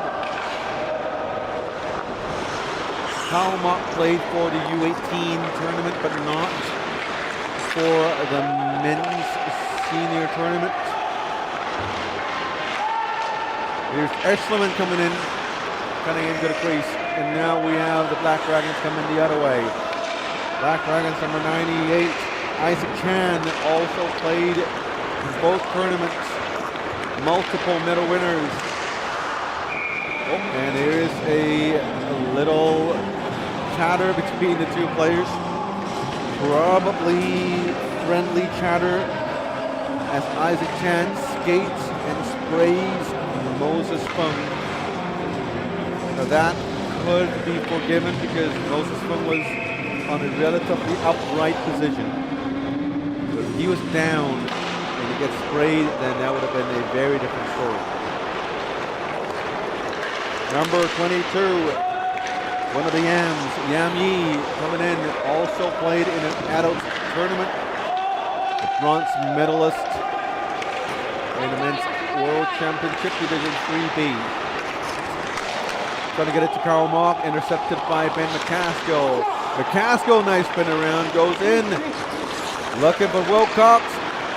Tries to find Ryan Lee. Now McCaskill turns around, finds Wilcox. Puck took a weird skip. Red Wilcox did a little Hail Mary with his two arms up, flail legs. And puck shot into the lip around the rink. And now Albert Kerson's coming up.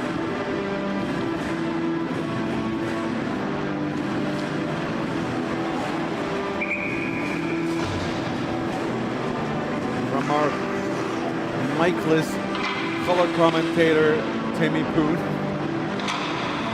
Paraphrasing, Albert Kersons is probably the best player on the ice right now. Is that right? Yes, I did. Very fast, full of energy, very skilled, nice stick work. And he makes Andrew Lee and Jovian Watt better, much better players. Now puck ended up in the Black Dragon zone. Linespersons Andy Lee and Alex Wong. And the referees Greg Ruzel and Tim Chui.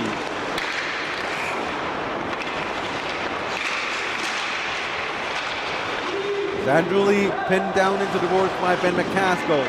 Help coming along, four players poking at the puck. Here's Joseph Nator. Ryan Wong onto the other side. Nice pass there to McCaskill. McCaskill goes in. McCaskill centering pass to Red Wilcox. Still McCaskill with a shot. This one blocked. Now a broken stick. And the Black Dragons complaining about the player Tom Allen holding on to a broken stick, I believe. But I thought he let go of the stick relatively quick enough. Now the gate is open. Let's take another look. Now the stick is already dropped, so I don't know. And Tom Allen talking to the linespersons.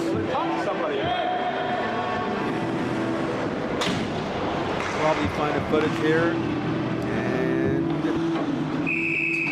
well, let's not watch the face-off, let's watch the footage. And that's, well, no, that's not the right footage. So let's go back to the live play. Here's Kerson. Oh! Kerson's taken down, and it's going to be a hulking penalty. Is it enough for a penalty shot?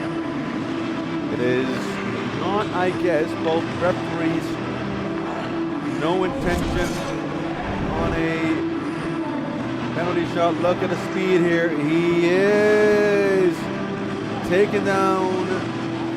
Could it be a penalty shot?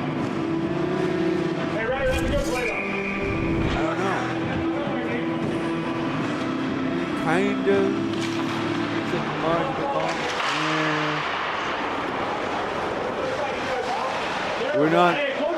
with the best angles, so always. Here's Kersons, clips the crossbar.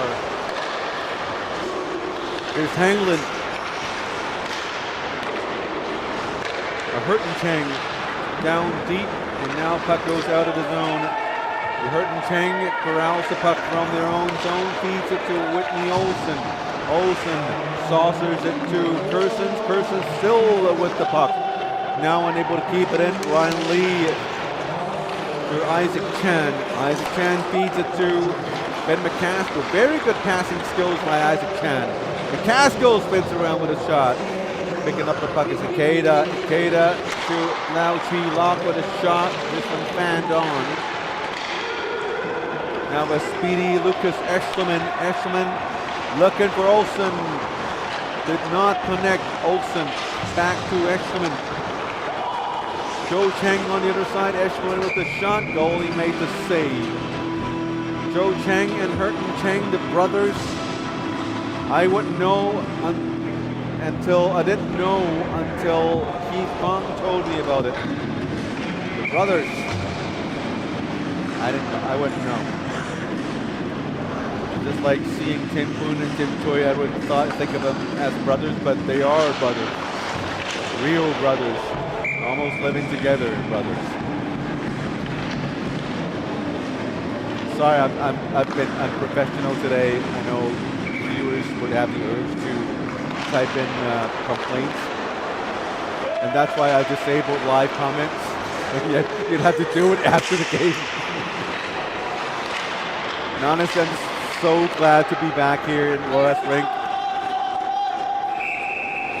And here is an icing call against the Black Dragons. 3:05 to go.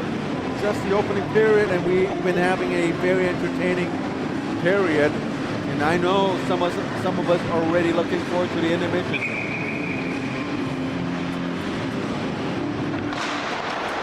So that we can watch the second period. Under 3 minutes to go. Eschleman with a shot, this one blocked. Bounce all the way back into the Pandas zone. 4-4 coming to an end in 3 seconds, and then the Pandas will have a very, very, very extremely short power play. And here's Joby Red, and they made good use of that power play, and they score. I am so sorry that I'm making fun of the short power play, but they scored within that power play, and Joby Red looking very good today. Look at Joby going in all alone. Moving in and does his thing. Gets that puck into the top corner. He didn't have the best tournament. And now he's back in his home turf. Everything is so familiar. And now he nails that very, very nicely placed shot. And now it's a 3-0 game. And here comes Ben McCaskill with his tenacity. Ben McCaskill with a grab behind Albert Kersons. And the bench called for a penalty, but the ref did not. Puck goes back behind the goalie in Moses Fung. Here's the shot. That one blocked, and now Hong Kong Panda has a shot trying to flip it out, but blocked by a Black Dragons. Here is Ben McCaskill again. Red Wilcox. Wilcox looking for Ryan Wong. Wilcox unable to make the pass. Ryan Wong cutting in. Now pestering Tom Allen.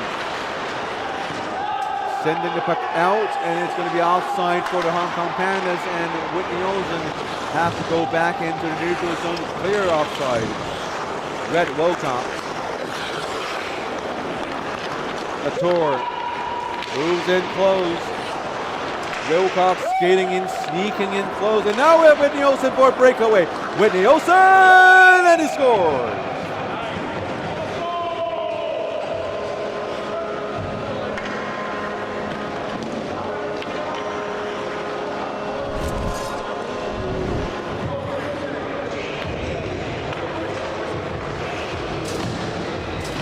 Olsen with a wonderful breakaway. Very simple. Aim and shoot.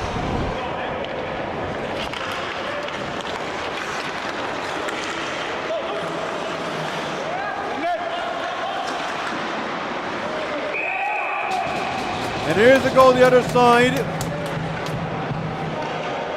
And finally an answer from the Black Dragons.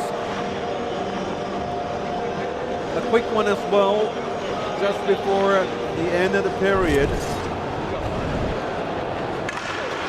Look at how wide the play is from the boards, sending it in, and Moses Fung had a piece of it. Looking from the other angle, here comes the shot. Moses Fung with a save, and it was Chris Antonelli with the rebound, jamming it in. Antonelli, never the flashiest of player, not the fastest for sure by a large margin, but he is always there. Very good positionally. He makes his checks, and that's why he can pick up the garbage goal. Any goal is a good goal, all the coaches will tell you. Here comes the Black Dragons again, down by 3 goals. Another attacking opportunity. Here's Karma, gave the puck away to Chris Antonelli. Antonelli weaves it down to the corner. And now Black Dragons coming in with the puck. Final 20 seconds of the game.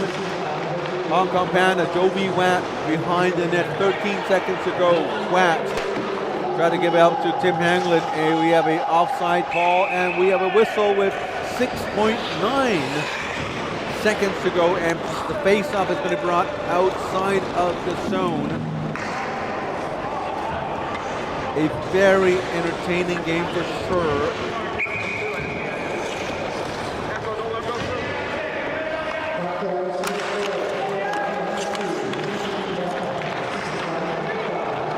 Here's Andrew Lee with a shot. And that's it for the first period. 4-1 to score. Hong Kong Panda in the lead. We'll take a short break. When we're back, we have period number 2.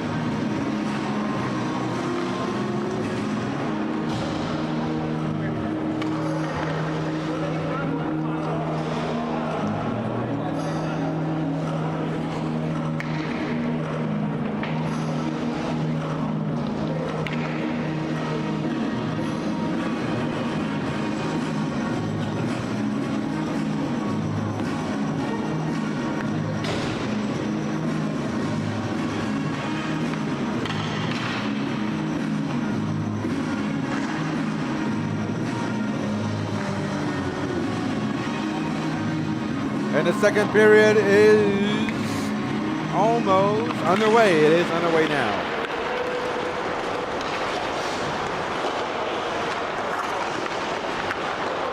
(4-1) to score. Shots on goals, 20-15 in favor of the Black Dragons. Andrew Lee coming in hot on the left side.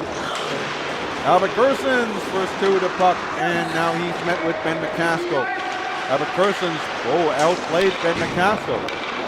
Now puck is with Joe Chang with a long shot. Rebound play by Jody Watt. Gersons with a shot, glove down by the goalie. Puck skipped off the glove, and now play went offside, and play will be back inside the Black Dragon zone.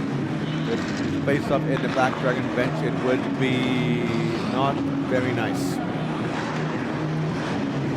In the zone. Facing off for Black Dragons, Ikeda.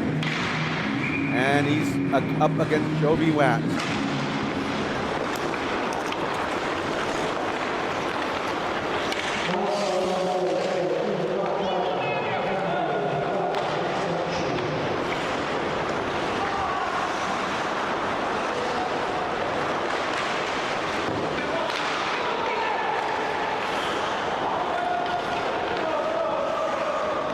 Kong Panda with possession in their own zone. Yam Yi with the puck. Gave it away. Here's Lau Chi-Lok, the other side. Lau Chi-Lok with a shot. Goalie makes a save. Here is Isaac Chan again.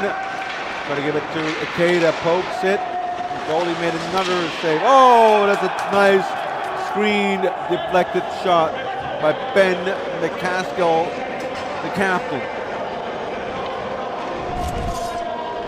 Looking so cool after the goal. Looks like a nice goal here, and let's look at it from the other side. See the goalie screen.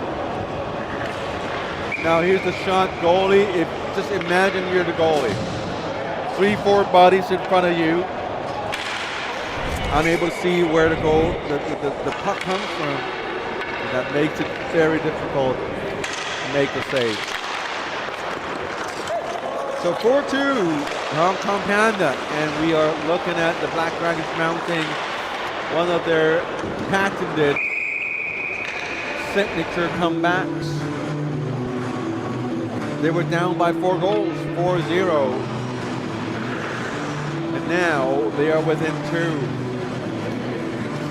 But this game a little different from most other games before. This game we are seeing a very, very good Whitney Olsen.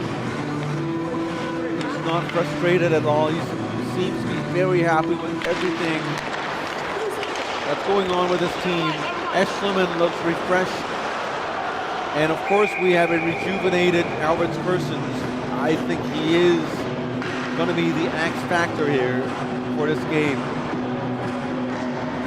As for the Black Dragons, Will Cox remain the unknown mystery. We know he can be very good. We know he will be very good. But can he perform right here, right now? Because we do have McCaskill alongside with him. Right now we're not seeing a lot of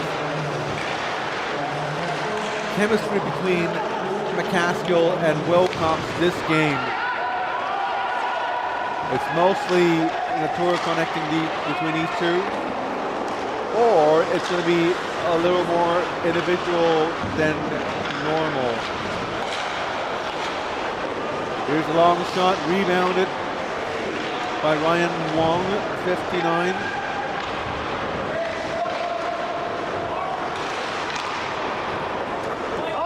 Ryan Lee goes back for the puck, and it's going to be icing against the Hong Kong Pandas.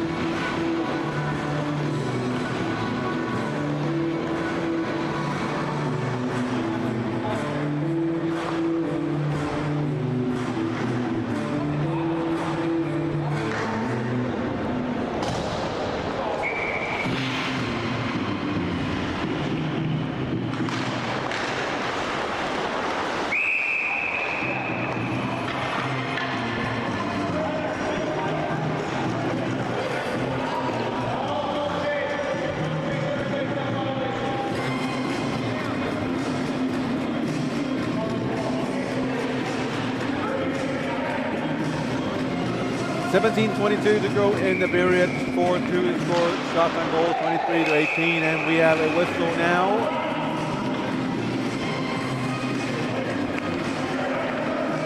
Paraphrasing directly quoting my color commentator, same thing, take back with a skate, right? Yes. Promise I'll find you something. Okay, so you get your voice on. Here's McCaskill with a long shot, saved. Oh, here comes Karl Mock. It's a 2-on-1. Karl Mock and Eschleman. Eschleman, no. The goalie Moses Fung broke up the play. Look at Moses Fung slow to get up. I'm a little worried that he might be fatigued. Where's he in the Black Dragon zone right now? Whitney Olsen with the steal. To Eschleman, Karl Mock. Mock unable to control play. McCaskill going all the way in. Here's McCaskill on the right side. McCaskill shoots, and goalie made the save. Puck bounced all the way back. Here is Andrew Lee all alone with Nielsen behind him. Olsen couldn't keep possession of the puck. And now we have Ikeda. Ikeda going in past the blue line behind the net. Behind the net, we can also see our league commissioner, our dear league commissioner, Keith Fong, in his red t-shirt, chatting along with, couldn't make out quite who that is. Persons, very smooth skating, skates around, nice pass to Joby Watt with a shot. Watt could have passed to Andrew Lee a little, perhaps trigger happy right now. Lau Chi Lock on to the left to Lucas Lau. To Ikeda with a shot. This one blocked by the goalie with a glove save. Isaac Chan, long shot, flips it off forward.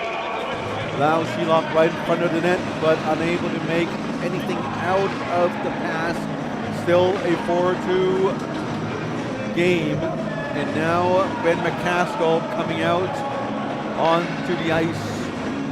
They will be playing against Albert Persons.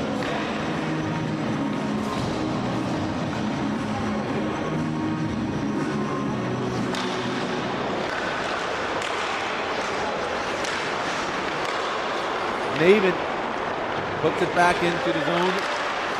Ryan Wong tries to get it to McCaskill. David. Couture. Wilcox.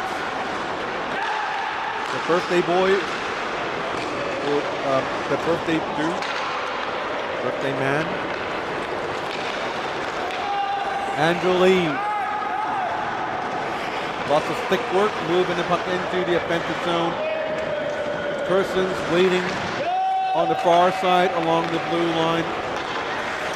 Eugene Lee to Albert Persons. Let's watch Persons. Gets it through. Here's Joby Watt taken down. No calls there, and play continues. Ryan Wong going in 3-on-3. Ryan Wong centering pass one time. That goalie makes the save. Very nice save by Moses Plum. Isaac Chan in the middle. Here comes Joby Watt with Albert Persons, 2-on-2. Joby making a pass. Trying to be creative. Here's Joby Watt again. Sends it, and he scores! The first time, he couldn't get it past the defender when he wanted to pass it, and now he says, well, I'm just going to shoot it. And he roofed it. Paraphrasing. Oh, he didn't roof it. He went 5-hole. 5-hole, it hit the inside of the knee of the goalie, and it went right in. 5-2 Pandas. This looks like a game that nothing can go wrong for the Hong Kong Pandas. A very different fortune for the team. This team, for some reason, is known for bad luck.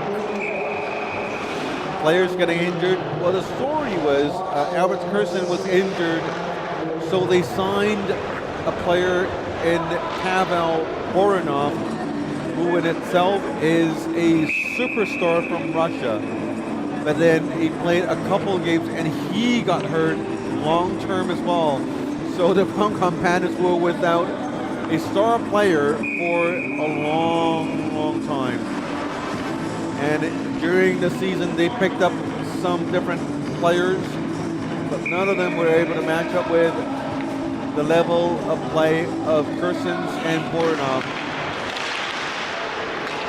And now Voronov is still injured, but they get Persons back. 5-2 to score. Hong Kong Panda winning so far. And remember, this is a semi-final game, a best-of-3 series. The winner of the series will go ahead into the finals, which will be a one-game affair.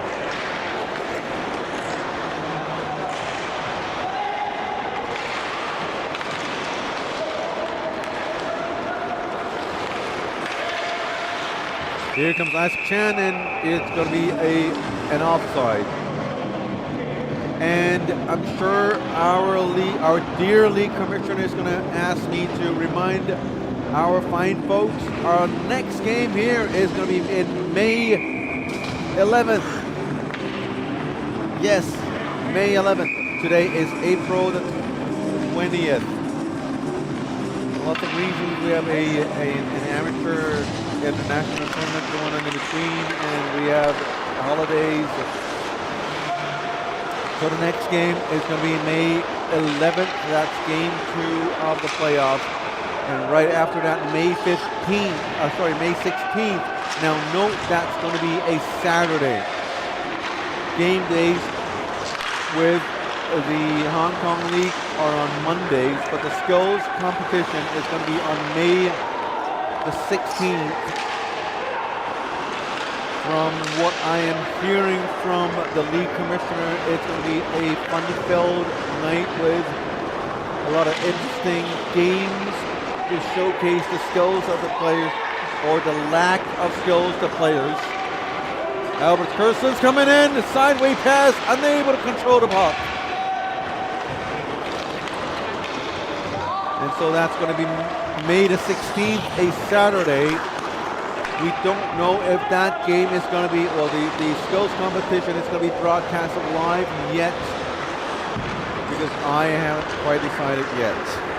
I mean, my wife, I haven't asked my wife yet, so I first have to get her approval before I can come and work. And that's the truth. So, yeah. So, kids, if you're listening, you know, there's absolutely no rush to get yourself married. Don't get kids yet. Wait till you're sure you're 100% sure you want to do this.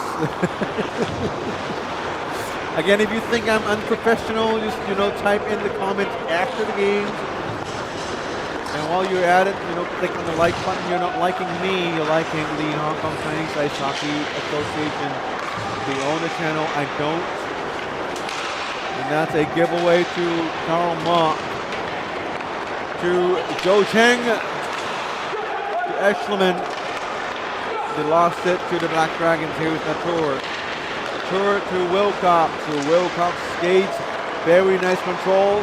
On to the left side with a shot. Goalie made a save. And I think Moses Fung is by far the greatest difference between these two teams, as he's been stopping shots after shots. Just look at the shot count.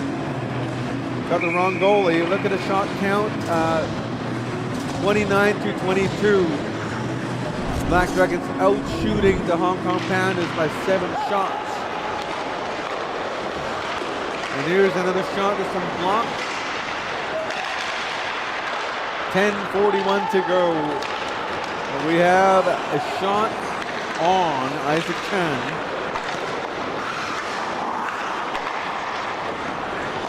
Back to Hurton Chang. Hurton Chang to Joe Cheng, the brother to the brother. Cheng to Ashland, a long-time Hong Kong hitman player. Tries to feed it to Olsen. Tim Hanglin to Joe Cheng. They're in an offside position. Joe Cheng goes in for a change. Eugene Lee takes the spot. Here comes Black Dragons. Chris Antonelli. So Ryan Lee with a shot. This one flipped into midair. Rebound goes to Tim Henland. 5-2 still with the score. Hong Kong Panda catching up in terms of shots on goal. Whitney Olsen, the captain, the GM, the hero, the handsome. No. Sorry. I didn't say that. Slip of tongue. Whitney Olsen with the dump in, picked up by the Hong Kong Pandas. Ryan Lee on the behind the net, picks up the puck and sends it the other way. Finds Ikeda. Ikeda looking good today as well. Everyone looks good after the long extended break. Everyone's probably really looking forward and eager to play some ice hockey.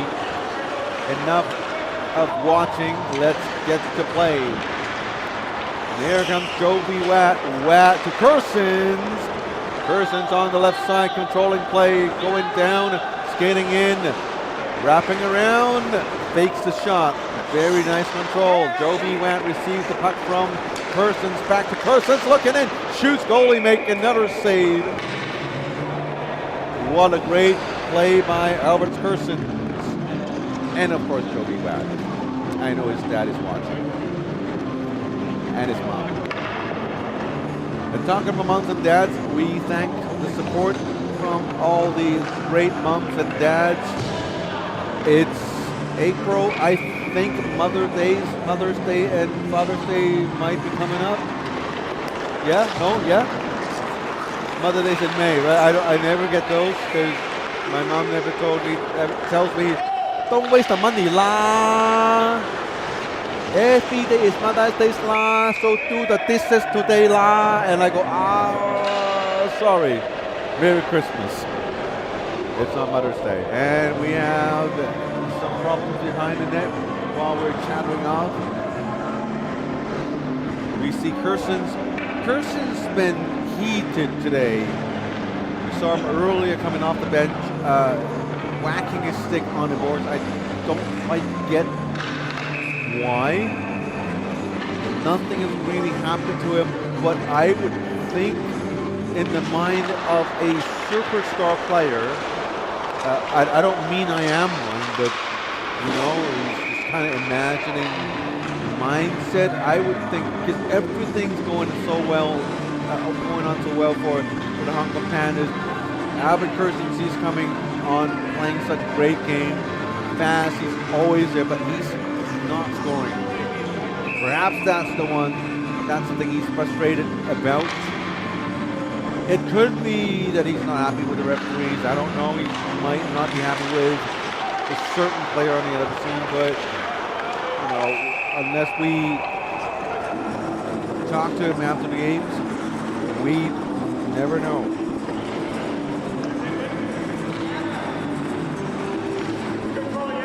(5-2) to score.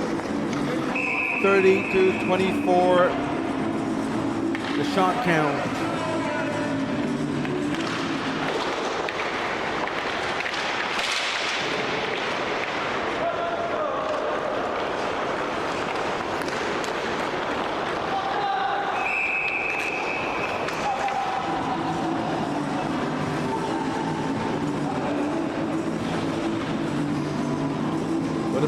Stoppage here, it is Google time. Let's Google into our next guest in Albert Kersons. Albert Kersons. He's just such an intriguing player to watch. And a relatively young player. I wouldn't disclose his age. He's not a huge player, but he's been playing. He's from Latvia. And he was in the Latvian ice hockey system. He did play for the Latvian under-18 team, the under-20 team, and then he played in Germany for a couple of seasons in the under-20 league. And then he went on to play in the Latvian top league. And he has a point now. Hey, maybe Google time works.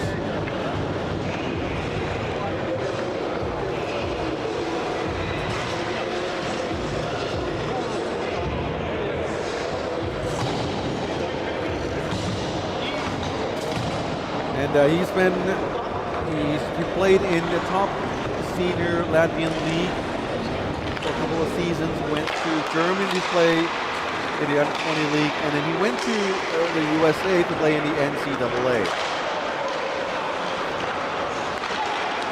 And then he was in the Netherlands for a couple of seasons, and now he is in Hong Kong, China, playing for the Hong Kong Pandas. I'm sure the team owners, Hockey Worldwide and Puck Empire likes him a great deal. Oh, here is Whitney Olsen with the puck. 2, Echelon with a one-timer. That one went wide. Very smooth shooting skills though. Puck knocked down by Lucas Lau in front of the own net. Now with 3-on-2. Here is Ben McCaskill cutting in. Now McCaskill! 6-2 Hong Kong Panda.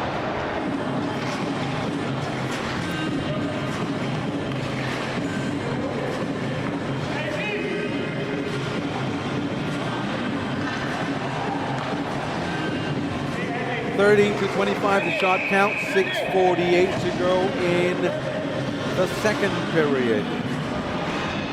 We're so spoiled by the IIHL tournaments where intermissions are 15 minutes. And here in Hong Kong, that intermission is 18 minutes. And when you factor in, the clock doesn't really get started right away, you're looking at really 20 minutes of stoppage in between. So, we get around, we buy food, there's always several at the convenience shops. We also get to chat with the fans from around the rink, the players, the fans to show up. It's a great opportunity to know more people. We had a little encounter with the DPR Koreans. And I'm sure Carmen had a lot of chat with the Luxembourg captain, Home Cannon. Sure, only because he's a fine gentleman with very good skills, not because of his looks. Yeah, and because he speaks good English. I'm sure a lot of those players have learned and picked up some Chinese, I'm sure. I don't want to think about what kind of Chinese they've been talking about, and each team gets a host from the association. It's maybe a local helper, volunteer to take care of the team.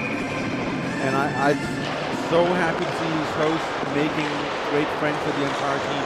After a 7-day tournament, these hosts or helpers, they have built this relationship with the entire team, every single one. And on the final day of the tournament, we see them taking group pictures with each other, even the DPR Koreans. You see them smiling, happy.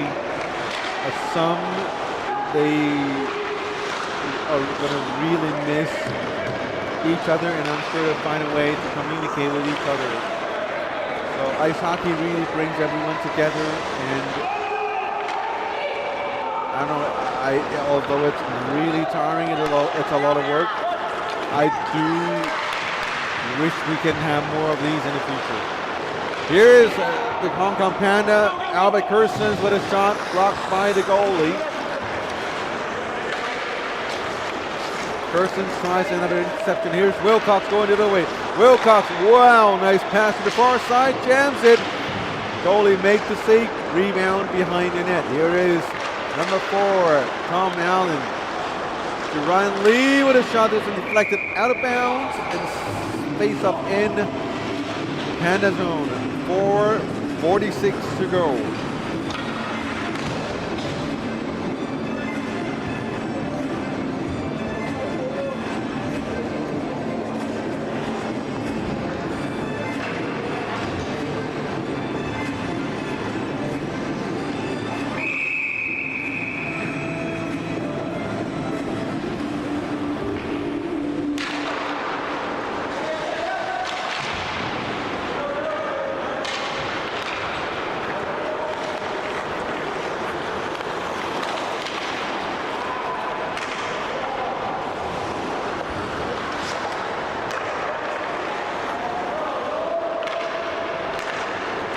Mark with the puck in the center, in the neutral zone, gets it to Olsen, back to Escherman. Escherman coming in. Tom Allen. Hong Kong Panda and Carly on the offense now. Here is Joby Wet cutting in with his quick feet. Now Joby Wet fakes the shot, steers it to Karl Mark with a nice tip. That's a smart play by Joby Wet.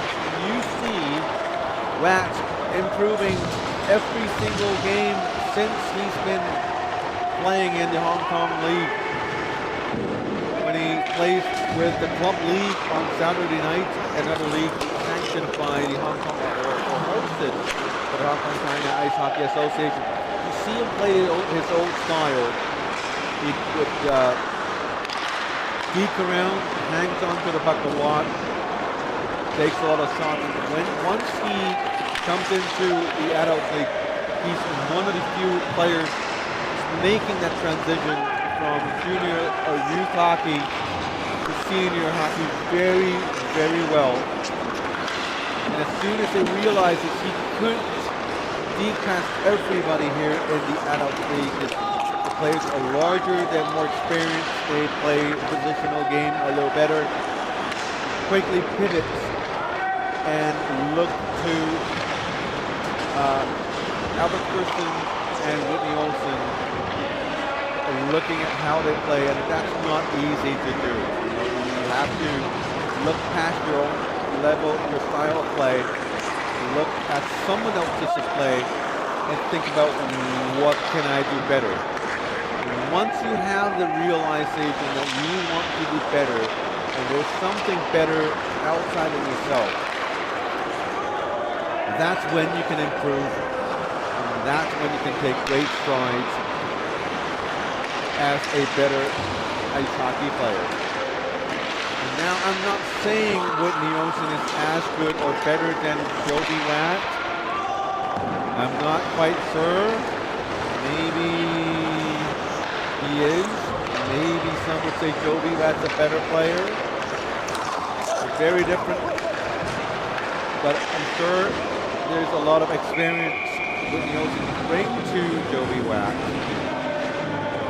Elevate his game, and I think this is the ultimate goal of the association, to bring these two players into the adult league.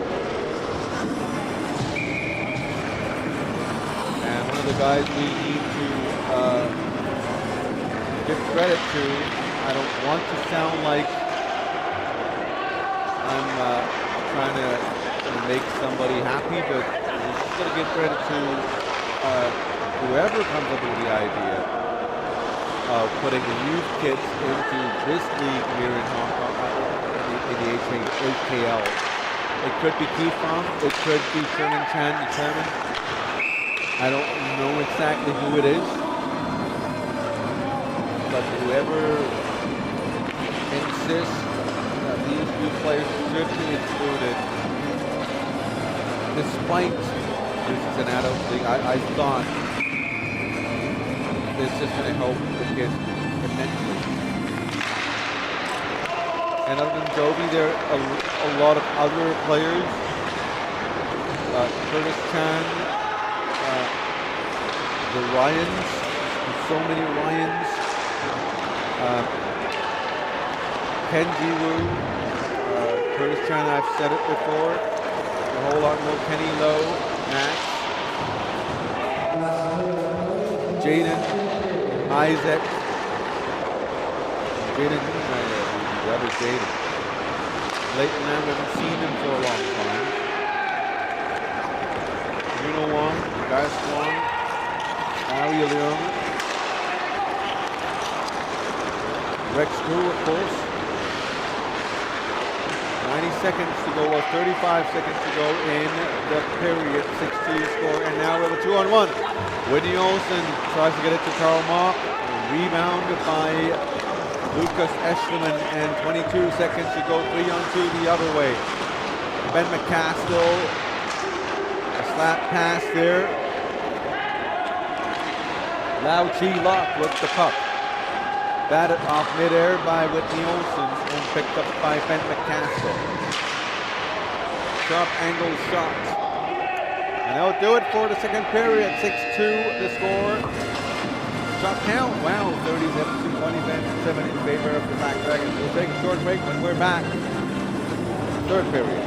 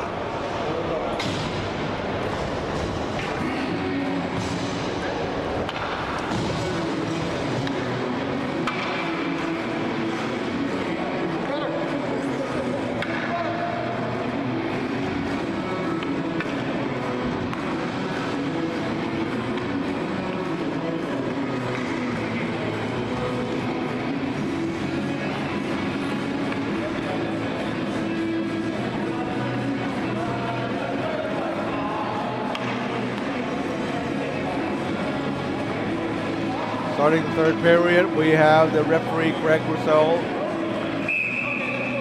talking to Albert Persons, and he is going to the scorekeeper's box, sending him out. I do not know what they're talking about.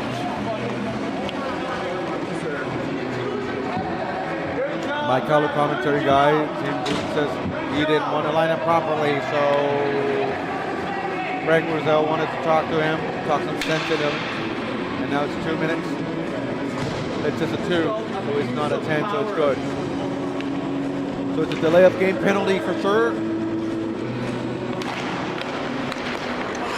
And here we go. That's the first of the third period. It's something new.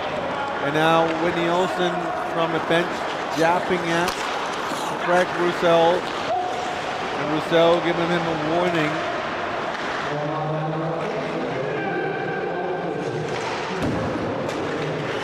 There is Ben McCaskill in the tour. Very nice passing to Rhett Wilcox. Missed. Trying to get it out. But McCaskill then stuck the puck. Back into the zone to Nator. Wilcox waiting like a shark in the far post. Nobody on Wilcox. That's how good he is. Always able to find the empty spots. Here is McCaskill. Long shot left down by Moses. These shots are not gonna break him down as long as he has a clear view of the shot. 1:05 to go, and I'm sure there are a lot of people watching this game on the live stream. 22 viewers, concurrent viewers right now, so wherever you are, thank you for watching. I'm sure Sherman Chan, the chairman, is one of those, listening closely on what his name is going to be called. I do. I do call it his name a lot.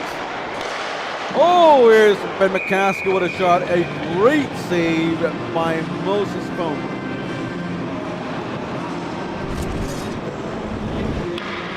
What a save by Moses Fung with a point-blank shot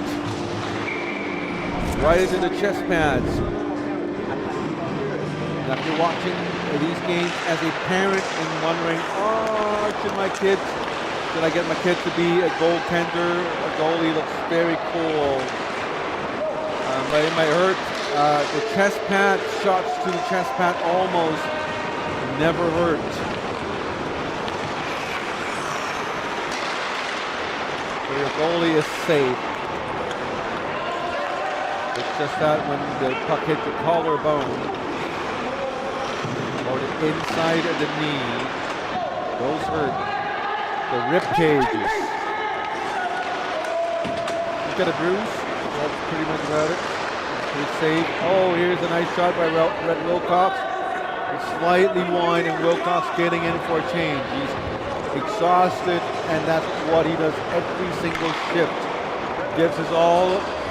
Gives his 200%. Well, 200% doesn't really make sense because max is 100%, right? So if it's 200%, that's twice the max. So no. All right, so technically impossible. Albert Kerson's going in. He's out of the box now. He's in there with a mission. Cross ice pass intercepted.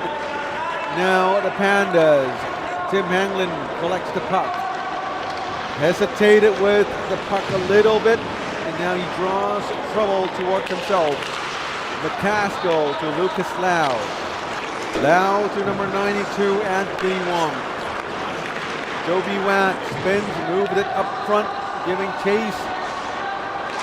Number 92, Anthony Wong. Albert Kersen, look at him, weaving around, centering pass to Andrew Lee with a slap shot, saved by the goalie. Albert Kersen, something is going on with this player here tonight. I don't know what that is. It has to be something, and it will be up to League Commissioner Keith Fong to give him an interview after the game. Kind of miss that. We used to have player interviews. We can put it in between games so we can. Well, Tim was on one of those interviews before. Here is a chance for and a score. Lao Chi roofs it. Now Black Dragons cut down the lead by 1. It's already difficult to get past the goalie in Moses Fung. And to do it this way. Whoa, very nice goal. Fakes him out, goes the other way, sends it to a nice spot in the net. 6-3, Hong Kong Pandas. Dragons still out shooting the Pandas, 44-28. Tom Allen to Olsen. Eshelman cuts in with a shot, this one wide. Goalie pokes it away from the danger zone. Olsen from behind the net. Gets it out along the blue line onto the right to Tom Allen with a shot. This one high. With Eshelman trying to deflect it to tip it down. Now we have the Black Dragons coming in on the right side, and the youngster sending it back. Not a great pass. And the other way goes number 22, Yam Yi. Yam Yi sends it in. McCaskill picks it up. 89, Anthony Wong back to McCaskill, to Ikeda, shot. Goalie made a blocker save or shoulder or elbow save. Puck bounced off and into the side netting for a face-off in the Panda zone. 15 minutes and change to go. 6-3 to score.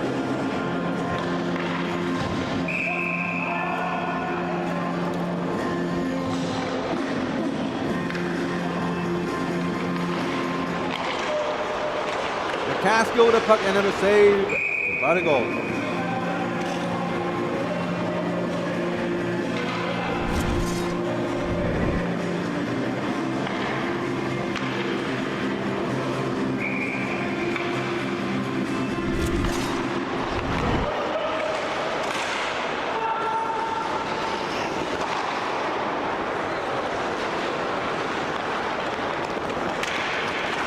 Here is Hong Kong Panda with a 2-on-1. 2-on-2 now. Goalie made the save. We're seeing Black Dragons with Ben McCaskill. Multiple shots from the blue line. Not really hard shots, just wrist shots. Hoping to find a player in front of the goalie with a tip, with a deflection, or with a rebound. But the defensive play for the Hong Kong Pandas working very well. Here comes the birthday boy, trips down a player, and Tom Allen down, and he is still down. And Albert Persons really, really upset about the non-call. We'll see if we can find you that footage. I think we do. That's a takedown by Rhett Wilcox. And Albert Kirsten, the first to complain about the non-call. And it's no call. And Olsen's going back into the bench. Now more chatter from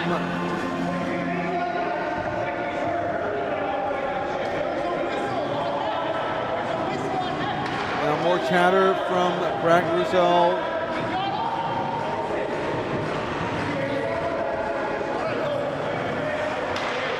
From Timmy Poon, quote, in quotes, yeah, we can't put him on because we stopped the play, whistled it down for an injured player.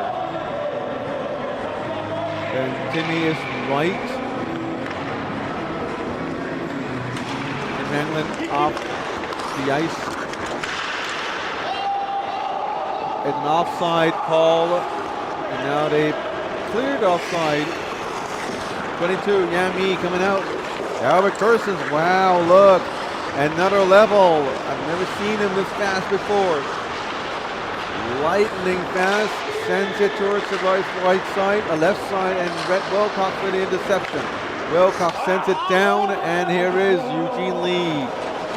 Eugene Lee, Tim Anglin. Anglin to Curson. Curson turns around, look, nobody there.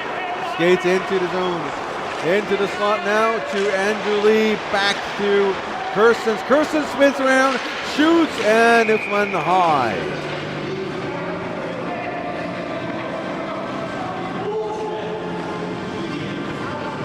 6-3, under 14 minutes to go.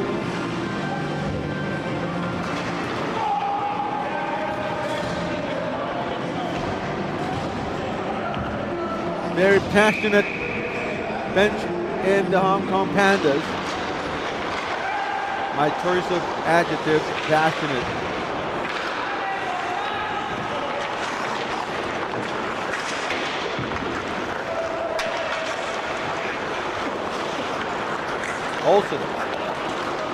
Olsen still coming in, cutting in with a backhander. Angeli on the other side, and we have a stoppage. And the net is off. Now the referees have in their hands I don't know how to say this in English. The Chinese will say a burning hot potato. Is there such a term in English?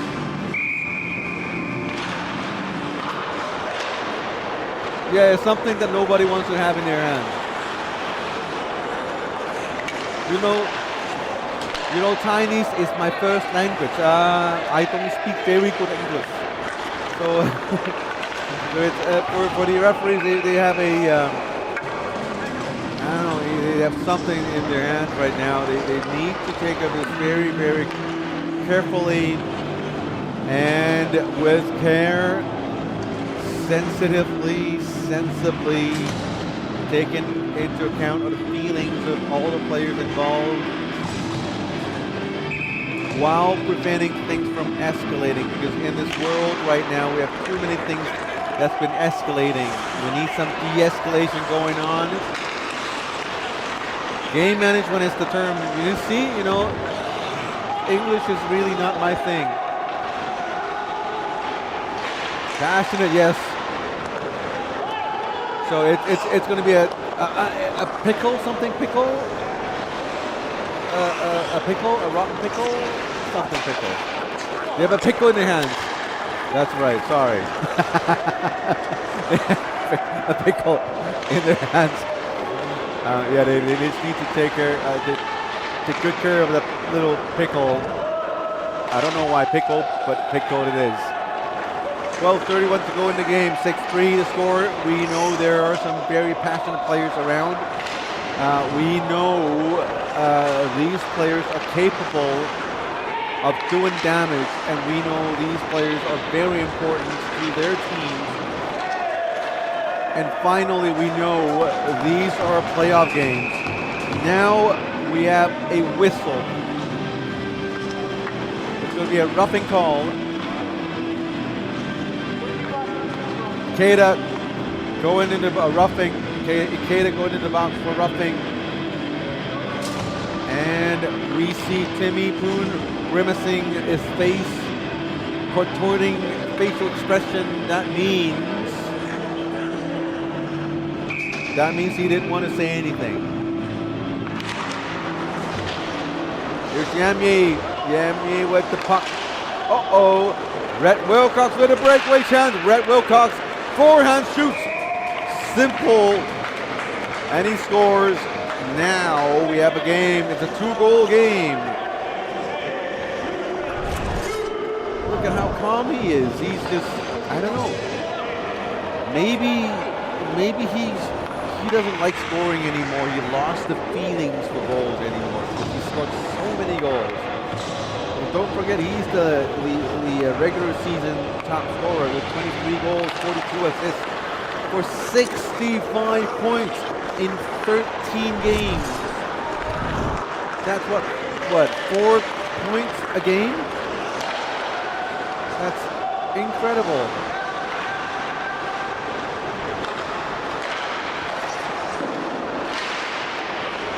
And here comes the Hong Kong Pandas again. It's their power play. Surely the power play is going to calm some of their players a little better. Olsen, Kersons. When you look at Kersons, the way he received the puck, I've never really looked into this, but before I'm sure a lot of kids are going to tell me, hey, Uncle Scotty, this is perfectly normal. The coaches teach you the first day in hockey school. But whenever I see Kersons getting the puck, before the puck was actually fired from the passer, Kersons was already in motion, leaning towards the side he's going to skate towards to. And once the puck hits Kersons, he is already at top speed. So that's one of the reasons why he's so fast. Nobody's catching up to him. And I'm sure this is something the coaches teach, but it's, for me, I'm not a good skater. I never was and I never will be. And this is one of the things I pick up just by watching these games. And, you know, if Uncle Scotty could learn something from this, you know, so could the kids. So, you know, go back and rewatch all these games we covered. And while you're at it, press that subscribe button to the Hong Kong China Ice Hockey Association to show your support to the club, to the association. And also click those like buttons. I don't know what they do, but that's what all the YouTubers say. You can say good things about me in the comment section. I'm sure Sterling Tan's going to read them.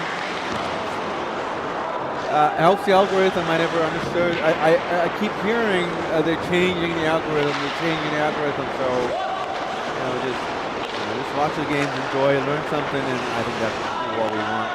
Everything else is joking, kind of.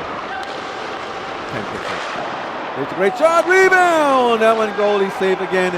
Another rebound here. So Albert Kersons, he can wind up. No, he's going to pass it to Whitney Olsen. Another shot, and somehow the goalie made a save.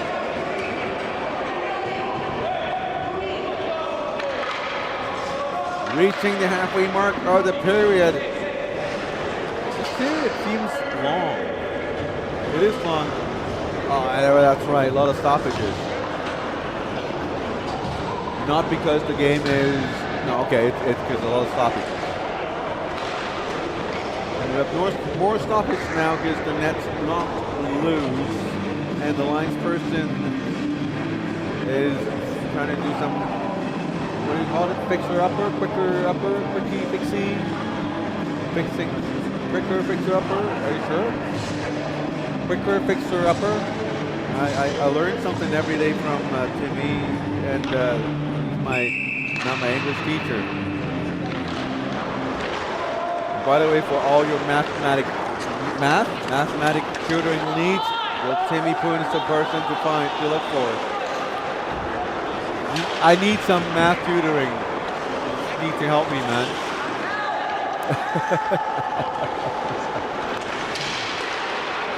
Here is the Black Dragons, the tour on the left side to Wilcox. Wilcox sends it forward for a one-timer. Yes, what a save. 52 shots for the Black Dragons.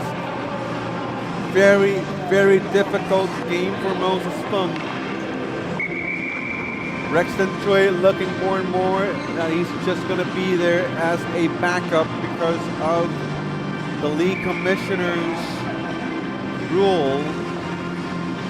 If you don't have a backup goalie dressed, and if your starting goalie gets hurt, you do not get the 10 minutes for an emergency goalie to get dressed, or one of your players to get dressed in goalie gear. Each team has their backup goalies. Gagné to Tommy Allen. Allen playing a great job indeed today, very solid. McCaskill, now Joby with the puck. Joby Watt. Very nice move, learning something from the adults already, the adults tournament, knowing that he couldn't get forward and quickly skates backwards. And I don't know what's going on right now. Tom Allen pushing the net off.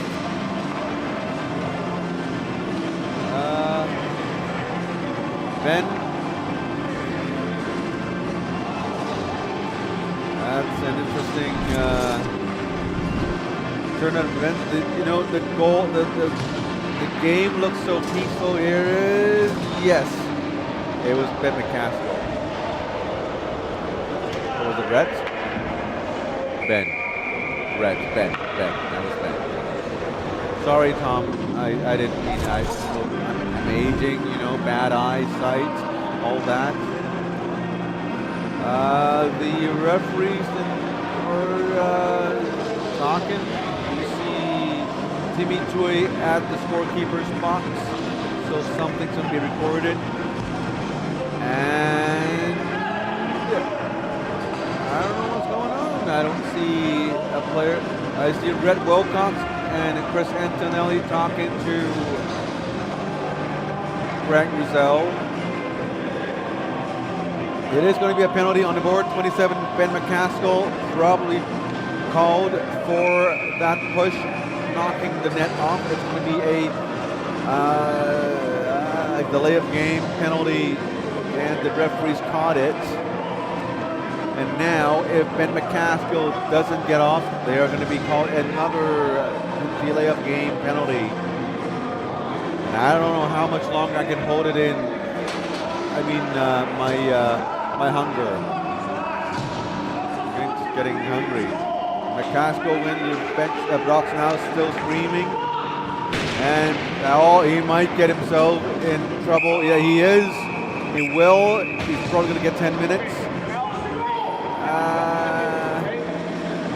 It's a 10-minute misconduct. With only 8:52 to go, he's getting out.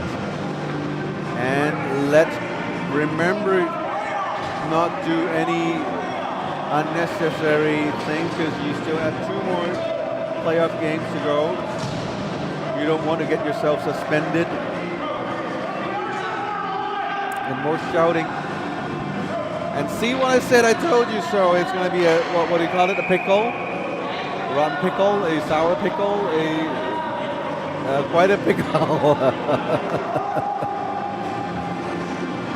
And now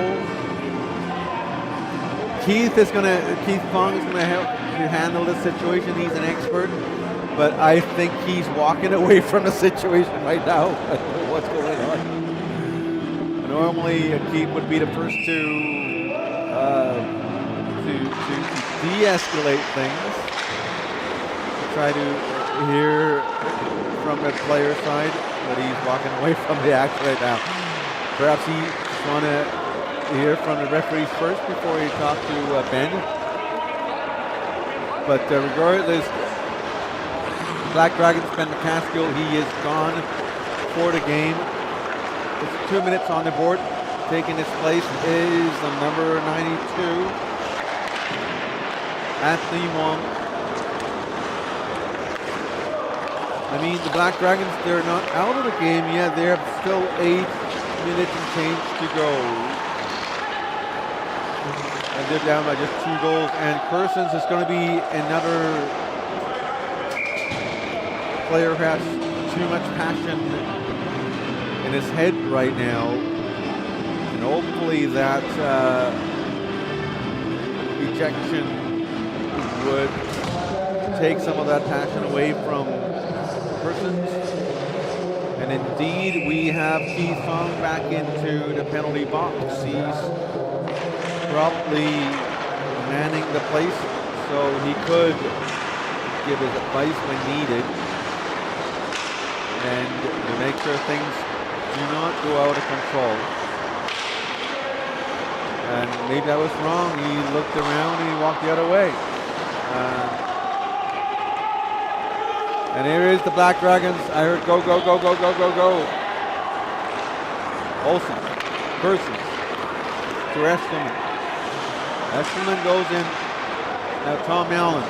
Allen wraps around into the corner. Throws it back to Persons. Couldn't keep it in the zone. And now Olsen picks it up. Back to Persons. Persons from the goal line, sends it, center it. Back to Persons in the corner. Sharp angle shot, goalie made the save 12 seconds to go in the power play. Olsen waiting along the blue line. Watt also waiting at the blue line. 3 more seconds to go. Schemes about, now back to even strength. And Olsen fully aware of Anthony Wong coming back out in from the box. Now we have a whistle.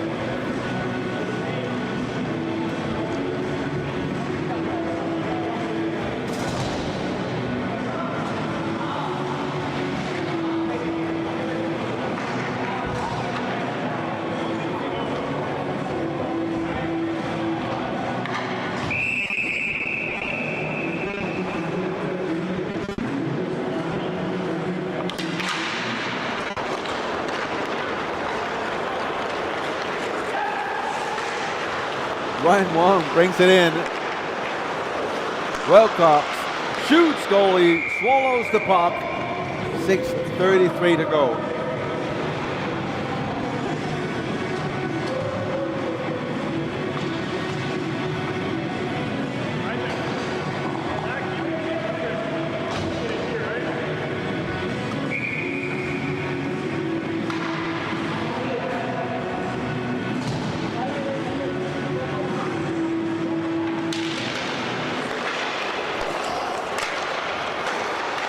Here's the Black Dragons again.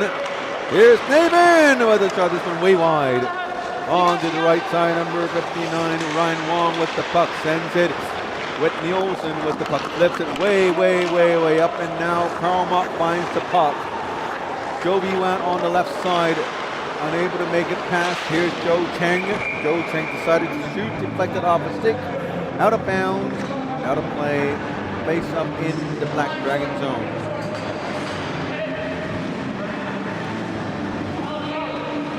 Shot count getting closer, 54-42, but still a 12 shot difference between these two teams.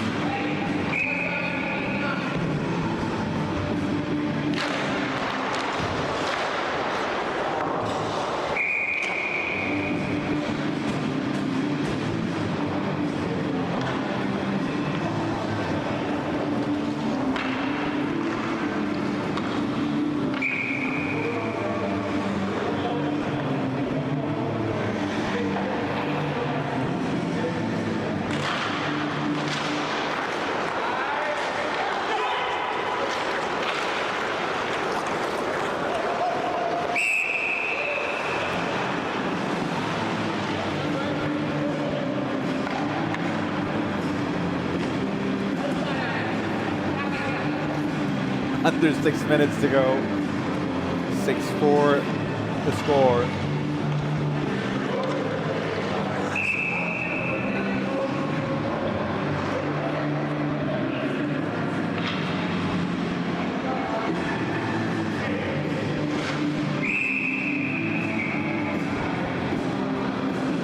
More communicating going on, and now it's Red Wilcox not wanting to get into position. Here's a shot. Goalie with a save. Ikeda with the puck. Gets it out to Natur. Natur sends it, almost gets it to Wilcox. Ron Lee with the puck. Great comment from Timmy Poon. Well, next time I should have a little bubble thingy like what we had on MTV. Right, yeah, right. So I'm going to pop those bubbles on a screen, and Timmy says, going to be a good idea. We'll try that next time. Here's the right shot. 5:11 to go in the game. 6-4 the score. And Tim Quinn was saying with McCaskill gone, everyone's going to be looking at Rhett Wilcox. Everyone's staying with him. Maybe double team. I added step 2, and Wilcox is going to have the chance to show his tenacity.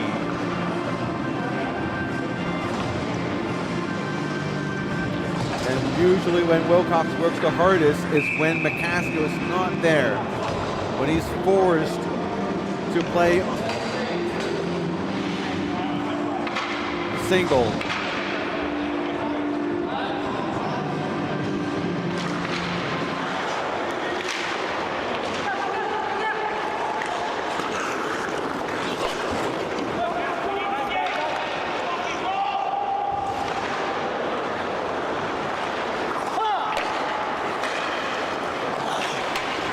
Four and a half minutes to go in next game. 2-goal game. An important playoff game. Sure, the things are going to get more and more physical towards the game, and the teams play with more and more desperation. Now with Tom Allen to Albert Kersons. Kersons looking for, I don't know who he's looking for. And now Chilok sends it back down deep. Kersons. Oh, tripped up. And immediately both arms up, and Kersons look happy. Oh, Chris Antonelli bumps into him again. And Kersons not a very happy man here. He's complaining to Josef Couture on the other side. So his beef is probably with the officiating crew, not with anyone else, but I thought they did okay, not wanting to upset Mr. Kersons, so I wouldn't say they're great. I don't want to upset the Aviators crew, so I won't say they're bad. And oh, you hear.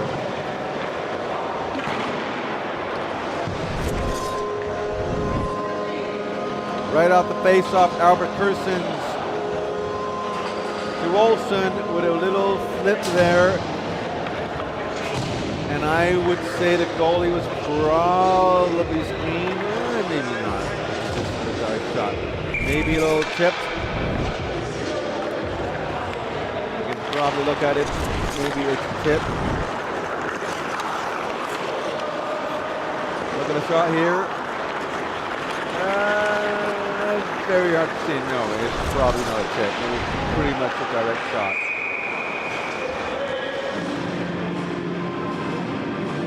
I'm sure that goal probably makes Kersons a happier person now.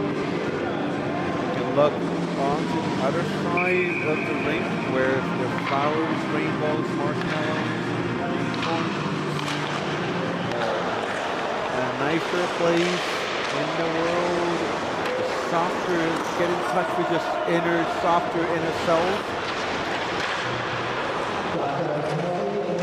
3.5 minutes to go, 7-4, and the shot count difference is now just 8. Joe Chang, a little clumsy down low, finally gets it out. 7-4 the score. Uh-oh.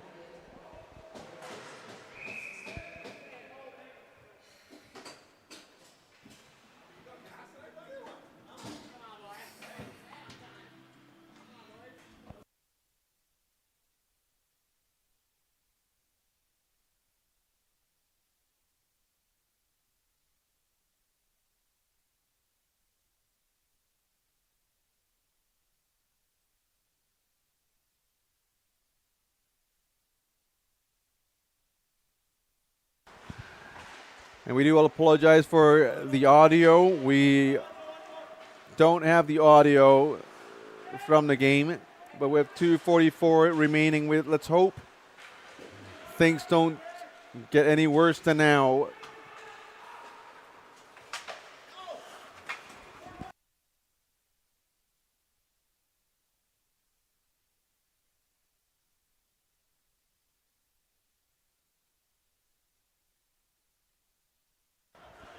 Here's a shot onto the right side.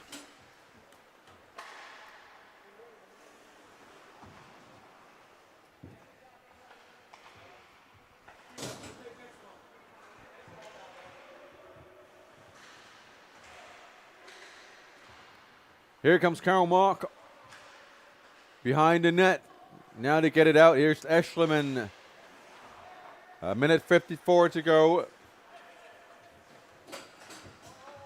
Here's Eugene Lee skating back with a 3-goal lead. Not wanting to let up the lead in this playoff game. Here is Jovi Watt trying to get in. Ryan Lee with the puck. Spins around. 3-goal game it is. They need 3 goals to tie the game. Here is Andrew Lee to Whitney Olsen. Very nice cycling. And now they missed the pass. And here comes Brendan Loy. Brandon Lloyd comes in, sharp angle shot, goalie made the save, spins around. And puck goes out of the zone, a minute 14 to go. Jovi Watt with the puck, shoots, goalie makes the save. Chris Antonelli with the puck. A minute to go.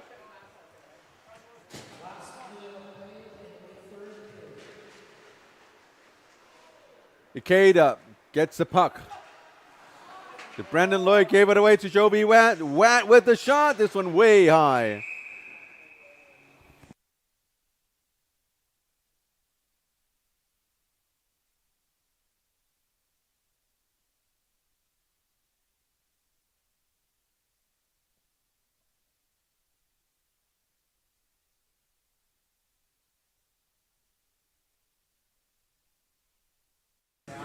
We're live here on this mic, all right?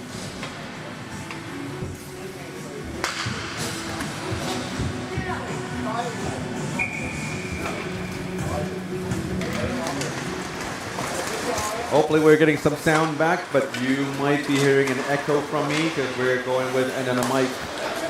It's better than just hearing my sound, my voice. Here is Ben McCaskill. Shoots. Here's Red Wilcox with McCaskill and a score. Oh, it's the tour. McCaskill's gone, sorry. The tour. Hey, now we can finally hear your voice. Yes.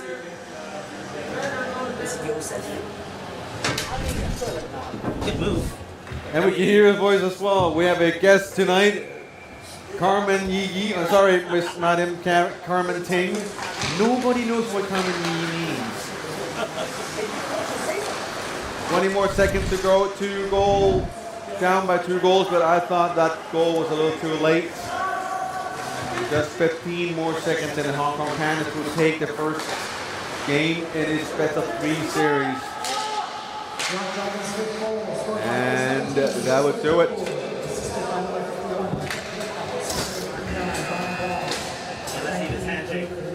7-5 the score. And Hong Kong Panda with the win here today. Let's see the handshake with the refs. Any comments, Timmy? This will be an interesting handshake. This is going to be... Well, looks to be a normal handshake. Final score 7-5. Hong Kong Panda with the win here, and also the Toro Bulls with a win in the first game today. Our next game is going to be on May 11th. It is going to be 3 weeks from now at least. So please do come back and watch the games on May 11th. And that's it for us today, and we'll see you again in a month or so. My name is Scotty Yang alongside with Timmy Poon. and Parmenting and Hong Kong Ice Hockey Association. Good night. Peace. We'll just be here.